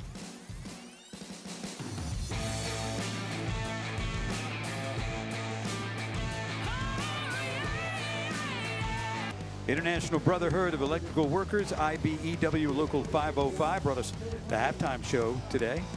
Thank you very much for that.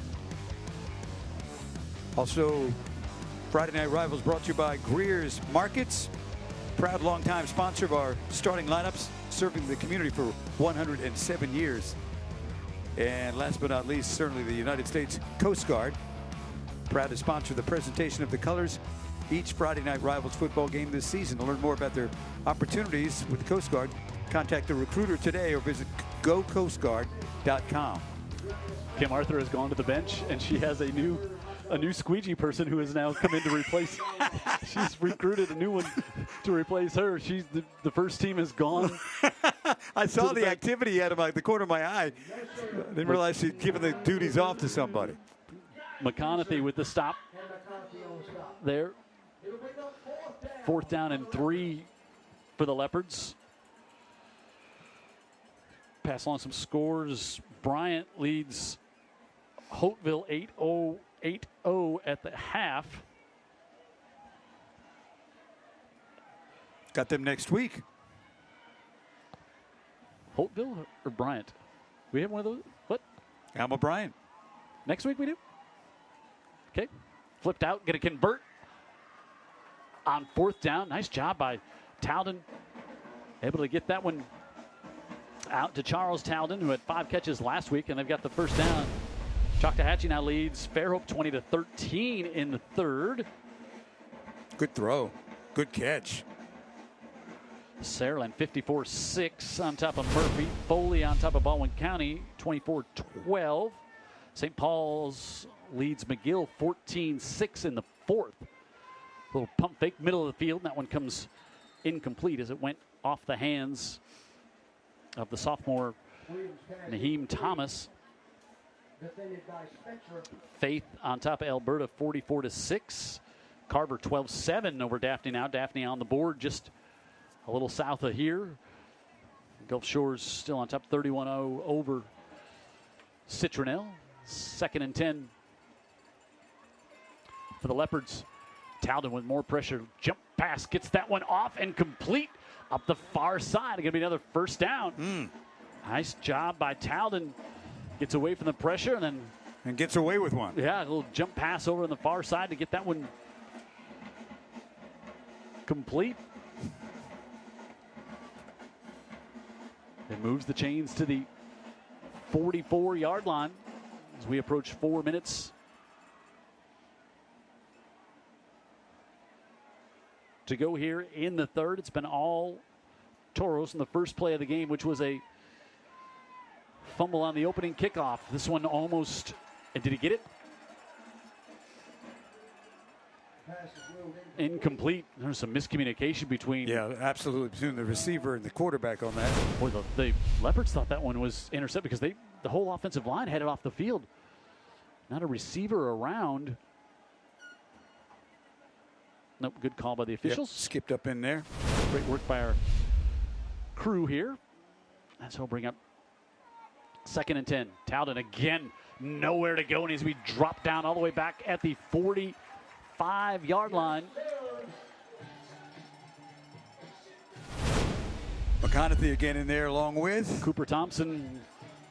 Thompson has had the big night on special teams, and he and McConaughey in there, and boy, McConaughey's he's unblockable at this point. You're right. At this point, he seems to be. And a sack, loss of 10 yards. There might be some more offers rolling in. Yeah, signed with Louisville back in December.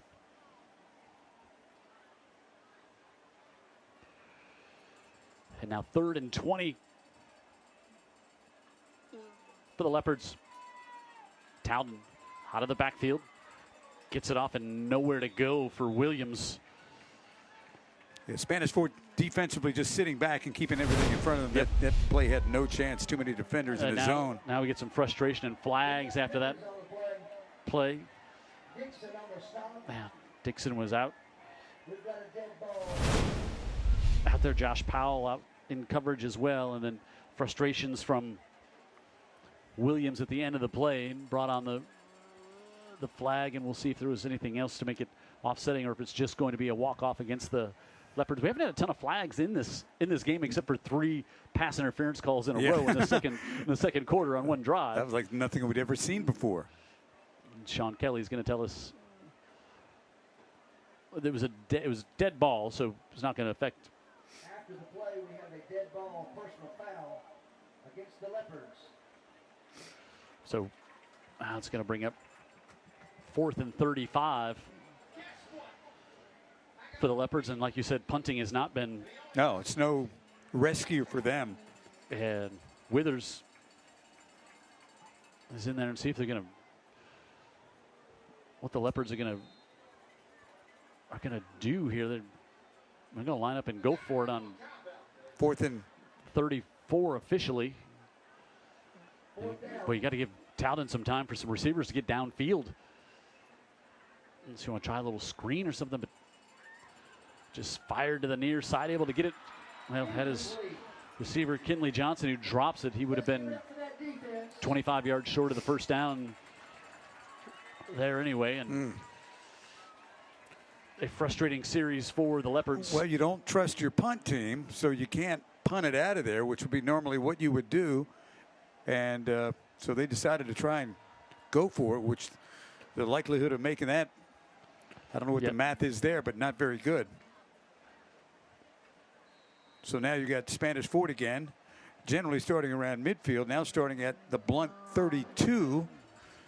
And we'll see. And we can almost call the plays from the press box. Yeah, we'll put Drew Williamson at quarterback, and it's like they'll just have the night be complete for Schamberger, and Williamson gives it off and falling down before it can get going. Anyway, your guess is good as mine. With a 28, maybe 28 on that jersey. Yeah. Justin Vines. Yep, we'll go 28. Okay, I think you're right. Yeah, these jerseys, they might look spiffy on the rack. They don't do us any favors. Last week, the Toros wore their red jerseys with white numbers, and I saw that, and I was complimenting Chase Smith on how great they worked. And he knew and didn't even tell me that he was going right back to the black jerseys with the unusual silver font. Yeah. And now we had some Leopards jump before the snap and make it a 2nd and 2. And better days are going to be ahead for that man in the Blount Leopards. Yeah. Well, you know, attitude is everything. He's got a great attitude. He was a great player. And he's at a place now where you can get it done if you're given time. And I think the community of Blount, hopefully they'll do that. Sawyer Wilson trying to stretch toward the boundary. And again, good tackle there by DeAndre Roberts, the quarterback, came up to make the tackle in the open field. He's done that a couple of times here tonight with 1.5 minutes to go in the third. And third and about 4. Coming for the Toros, and the play clock has stopped working down. It stopped working at both ends of the field. Okay. Probably somebody running an iPad in the press box interfering with it. We were warned about that earlier. Wilson lunges ahead, and he's going to have the first down for the Toros. I like the new Blount look. I like the new marketing, the new rebrand. Yep. MTB. Looking a little bit like LSU, you could say. Yep, for sure.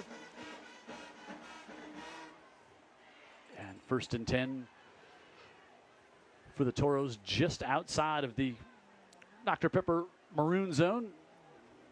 And they'll stay with Drew Williamson at quarterback.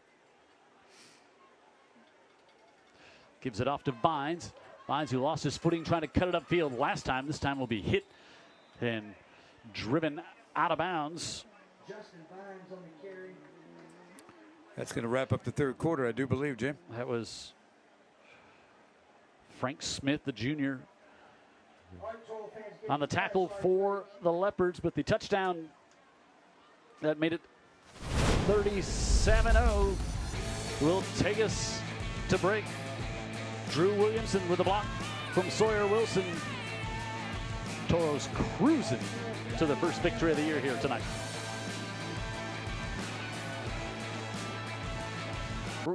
Jim Cox, Dan Brennan, and then if I had a telestrator right in the middle of the O, I would circle, not the guy with the big head, the lovely woman right there, yeah, well, Kim Arthur right there, keeping our windows clean every 2 minutes. She is up there taking care of us. And there's nothing wrong with that guy's head, by the way, so I don't know where that came from. But yet that...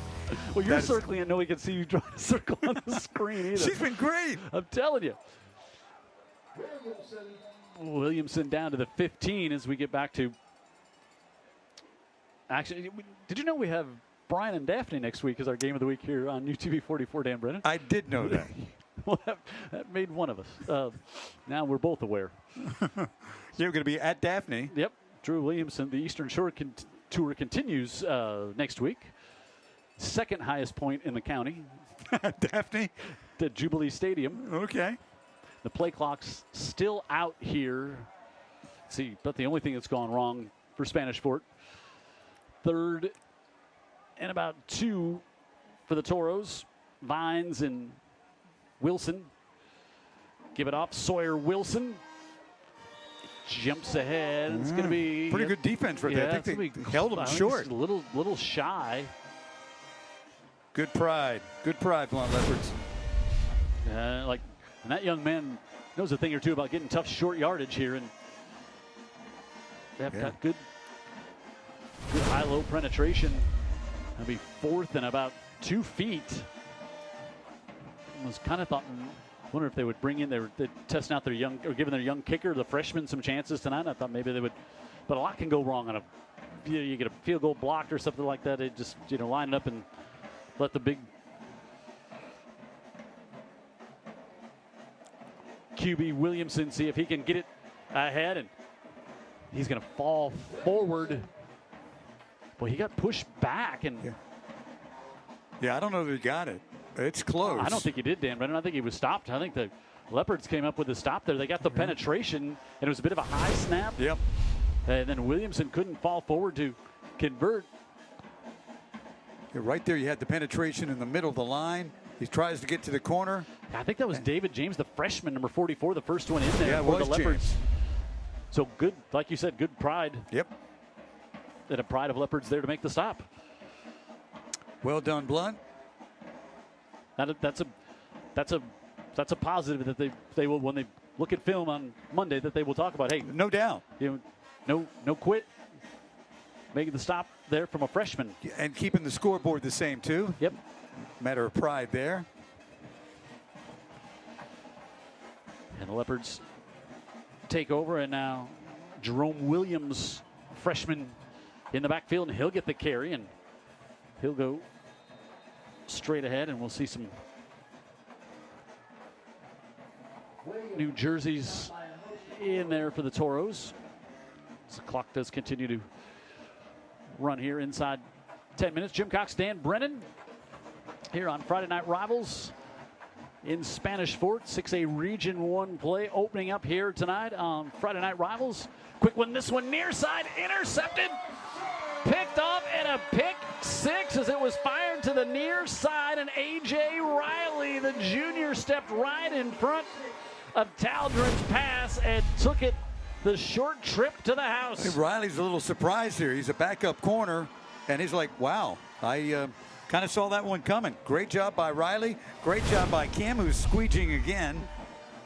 So we could see Riley's play. Stepped right in front of McWilliams, the intended receiver. And Riley celebrates on the near sideline. Play he'll never forget.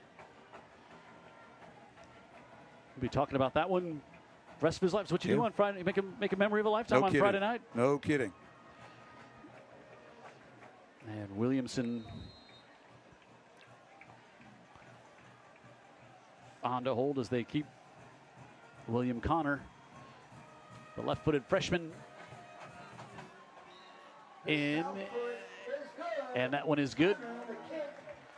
And it's about 43-0 here on Friday Night Rivals. Make it 44 with the PAT here on UTV 44.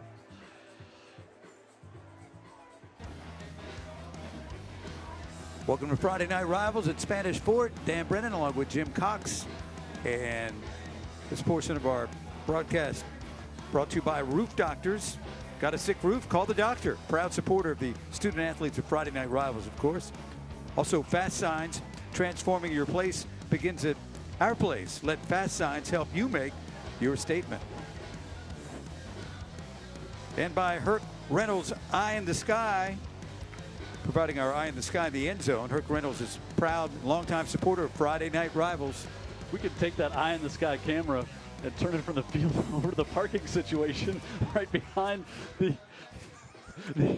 goalpost to the north here. Oh, we got time to talk about that now, yeah. Oh. Time is our friend. And easy now. Not much room there for Terrence Miller.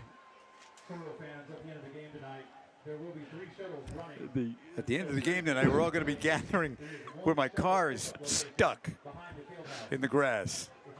It just, this kind of thing just follows me around like a shadow. A go-kart, it's kind of a small vehicle to kind of be parking on an incline. I've done it for years. Guess the ground was a little soft, would you say? Oh, it's bumpers hanging off like I'm Cale Yarborough. Last time I saw a car up in it like that, it was like on the Dukes of Hazzard. I mean, it is just it's trouble. We got some work to do post game. I hope you'll join me. I'm parked in my truck is in the clear by the gate. Oh, and, yeah. Really nice, nicely done. I will be on my patio before you are. Before AAA has come here to rescue you. It's like a squatty fullback. You don't know where to grab it. Isaiah Dunningham now in for the Leopards, and you talked about that. Coach Nelson really high on this young man, the junior quarterback. He does. He likes him a lot. He's is he a junior? Thought he might have been a sophomore, but anyway, he's a second-string quarterback, but he brings a lot to the table with his mobility. They run different packages with him at quarterback. Let's watch the kid run. Let's see what we do see. Yeah, Todrick Withers back there with him, the sophomore, and he'll take the handoff and First push down? forward. Yeah, I mean, we've seen going to be short. Going to bring up 4th and about 7 here. Oh, okay, my bad. And Ty Williams got in there on the stop for the Toros, and now the punt team will come back out here for the Leopards. They've had one that was blocked, one that wasn't blocked, but everybody thought it was the collision with the punter. They really got a break on that, Withers, too. yeah, he was able to get a good punt off, but it should have been a penalty. And now the Leopards going to take a timeout. That's the thing when you're in a special teams situation and you have some of the backups in and you're not sure whether they're all going to fill that role. It looked like Spanish Fort ran out their first team punt team to make it a punt receiving team to make it easy. Right. And Leopards just want to get this one off, try to get some small positive things to work off of, but this Spanish Fort team is impressive here tonight, Dan Brennan. Yeah, we were thinking about that. It's like, okay, before you consider what is the ceiling for Spanish Fort, you can't run away from the fact that they're in the same region as Saraland. Yep. What their ceiling is, they won the state last year. They're really, really good. So beyond that, in this region, where would they sit? Yep. And I would say they're probably, the kind of team that could be two to for sure. Two to out of the playoffs. As this is so stacked, but yep. And we'll see that game, Saraland and Spanish Fort, that quickly has grown into a great rivalry down here on the Gulf Coast. Yes, it has. And that one comes up on the 2 weeks from tonight. And Withers looping snap and gets a good kickoff. And Bonner had some trouble with that one, but able to grab it back at the 40. We didn't see Nemo Hickson at all tonight, so I didn't. I think there's an issue there with his health. I do believe. Yep. I was hearing issues about him and some others that might have been. I don't think Burkhalter was at his best today in terms of his health. So they're probably just resting him for a more competitive night. Had a good one going on. Viger leading BC Reign 18-12. The first home game for Viger in the new stadium tonight, right? Yes, sir. So we get an update on that one. Wow. Choctawhatchee on top of. No, she can't leave early, Dan Brennan. She's got to stay the whole dang game. She can't leave early. Arthur has done what a job, and she just handed me the squeegee back and said, "I'm out," but she was all smiles. Choctawhatchee over in Fort Walton Beach, up 27-13 over Fairhope. Carver still leads Daphne 12-7. Well, that game is in Florida, by the way, so that's a road game for Fairhope. 30-18 Baldwin County. Foley still on top of Baldwin County. McGill still trails St. Paul's 14-6 in the fourth. Faith all over Alberta tonight, as Williamson stays in at quarterback here for Toros and gives that one off his Aiden Ray, able to get the carry. And he was not going to fumble. That young man was protecting the ball. Not going to be the one who turns it over in this one. 54-6 the final. Saraland over Murphy. Gulf Shores beat Citronelle 31-0 here. 44-0, 5.5 to go. Heat timeout on Friday night. Rivals here on UTV 44.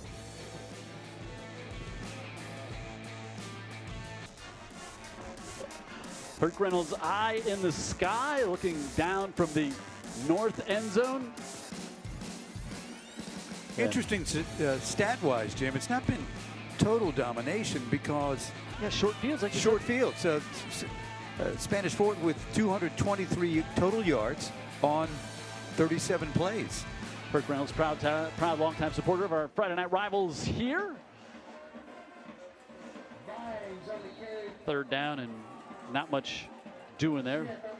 Really clean game. No trash talking out there. No, it's been a really clean game. Nothing that you can see anybody reacting to, really. So Toros will have to punt. Newton Gardner will come out to do that as we're inside 5 minutes. So they started out their season against the 7A team, Fairhope. Had the 14-3 lead at the half and squandered it. They've come out today, maybe, you hate to say, but maybe that got their attention. Blount, of course, is struggling a little bit. Toros kind of struggling to get their personnel on the field, but Blount again with no one back deep. Gardner with a big punt, and this one's going to get downed. Oh, almost had a chance to down it at the one. Instead it rolls into the end zone as Kyer was trying to get down there to down that one to the one. Instead it goes into the end zone. Nice effort by Kyer, 44-0 score, and starting cornerback still giving great effort on special teams. Good to see. And will run for 30 minutes after the game concludes. So I'll get down there to talk to Coach Smith and try to get his assessment on, what has he learned about his team on a night like this. I'm guessing he's a truck guy. Might want to ask him if he's got a toe strap. He could maybe I think many in this stadium can assist me. It is pretty precarious, though, isn't it? It was like a magic trick. I've seen cars in bad blizzards not get stuck that bad. It was sunny and slippery and wet turf. You talk about, they say the turf monster. The turf monster got you. Well, he got me. He got you early. Yeah, you did. I knew something was up when I was talking to one of the volunteers here, and you were walking down toward me, and you were walking away from your car, away from the field, toward me. You could sense something, right? I knew something was askew. Oh, yeah. Askance. Oh, yeah. Little Danny needs help. Little Danny's in a bind. Oh. Keep your head up, Coach. Good things are coming. You didn't let it affect you? You had some adversity early, Dan Brennan, but you didn't let it affect you in the booth here tonight? I think I'm one of the stars of the game. Of course, Kim Arthur, who just handed over a squeegee. Yeah, McConaughey, Arthur, Brennan are three choices tonight we'll give you. And good pursuit by some of the backups there. Yep. Harrison. Good job there by And Wilson on the stop for the Toro. Caleb Cheshire on the chase. That young man making the play on Friday Night Rivals here is we're down to 2.5 to go. Inside give and Jerome Williams, and again Cheshire able to come in and make the stop. I'll bring up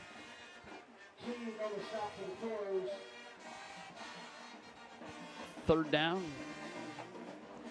What of Blount? What's the We got best? Robertsdale next week, so Get a chance to be in that one for sure. And I think you just have to work on yourself, right? Yeah, we've got to and take the positives you can get out of that. You've had two really tough opponents to open the season. They have.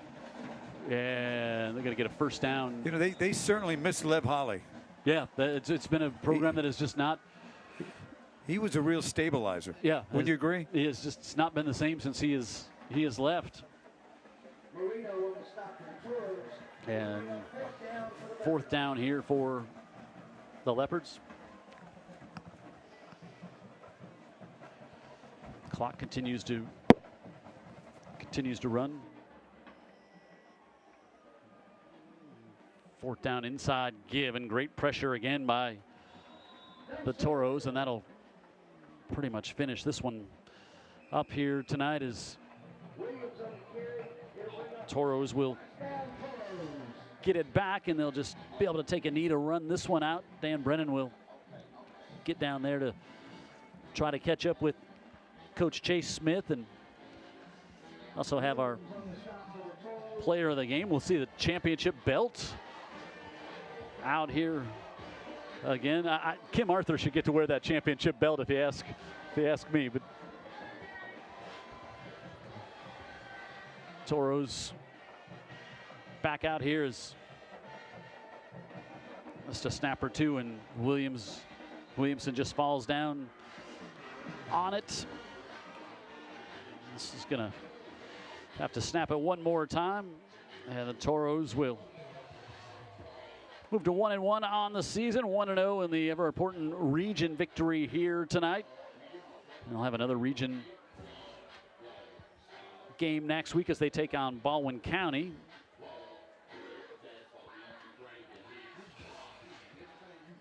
And clock continuing to run here. They'll have to snap it one more time, but the Toro is going to get their victory here on Friday Night Rivals. I think Chase Smith's going to be pretty happy with what his team did here tonight to get the victory.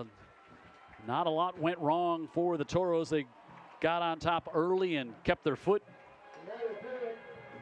on the gas pedal all evening.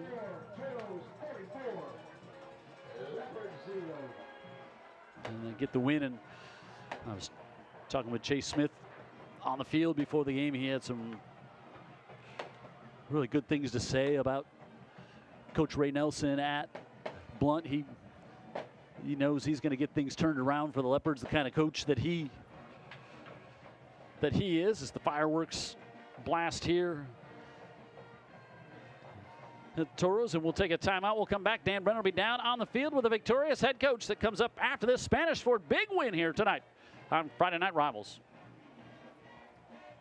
Post-game handshake here tonight on the hill as the Toros victorious tonight, jumped out early on top of Blount and never looked back, able to take control of this one and get the victory here tonight in a big way and get their first win of the season of the region as well. Sawyer Wilson, our player of the game here tonight on Friday Night Rivals, and he's going to be a guy that this offense really goes through a ton this year for the Toros, and dropped the shoulder there to get the Toros another touchdown in the first half, and a big night for Sawyer Wilson, our player of the game, as he had 2 rushing touchdowns, 14 carries, 70 yards to go with those 2 touchdowns, and the victory for his teammates here tonight as the Toros get the win. And I guess we'll wait to hear from Dan Brennan and Chase Smith as they take in the Toro fight song here on this victorious evening.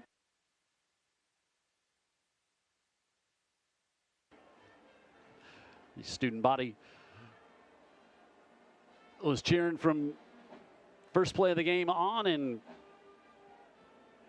never had a reason to let up as their team gets the win here tonight. 44-0, 1-0 in the region, 1-1 on the year. Next week, they take on Baldwin County before their big showdown coming up with Saraland in a couple of weeks here on Friday Night Rivals as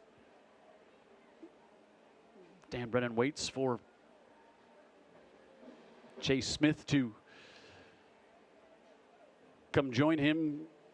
So we could have used Kim Arthur down there directing our post game. She kept our windows clean here tonight. Could have used her. And let's go down to Dan.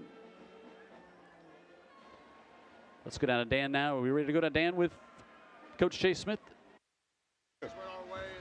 All right, Dan Brennan. Our kids really turned it on, but he's got a good squad.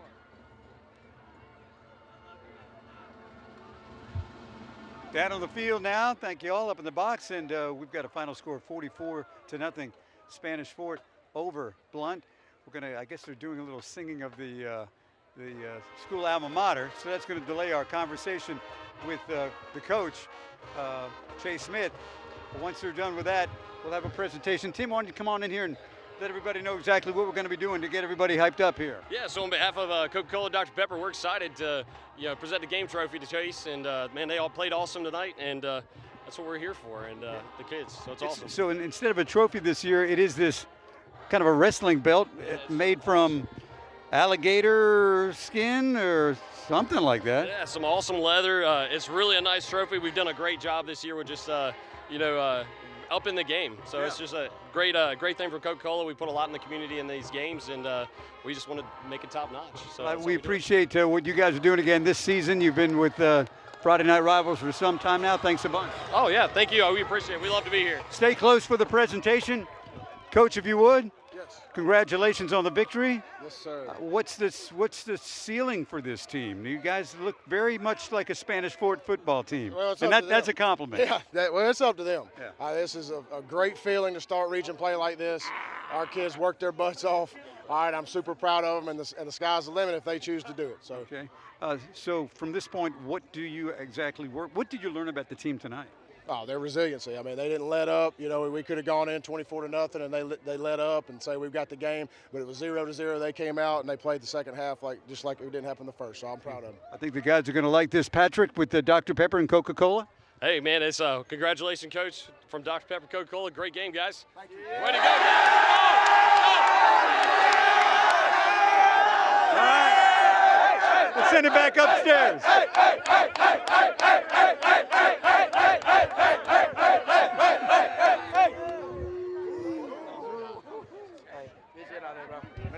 Our great sponsors here on Friday Night Rivals: Dr. Pepper, United States Coast Guard, the Mobile County Sheriff's Office, Greer's Andy Citron Injury Attorneys, Roof Dockers, IBEW Local 55, M&S Calvert, Fast Signs, and promotional consideration brought to you by our great friends at Herc Rentals. Our final score, 44-0 for Dan Brennan down on the field. Our great Friday Night Rivals crew. I'm Jim Cox saying good night from the hill, where the Toros open up region play with an impressive victory, 44-0 over the Leopards.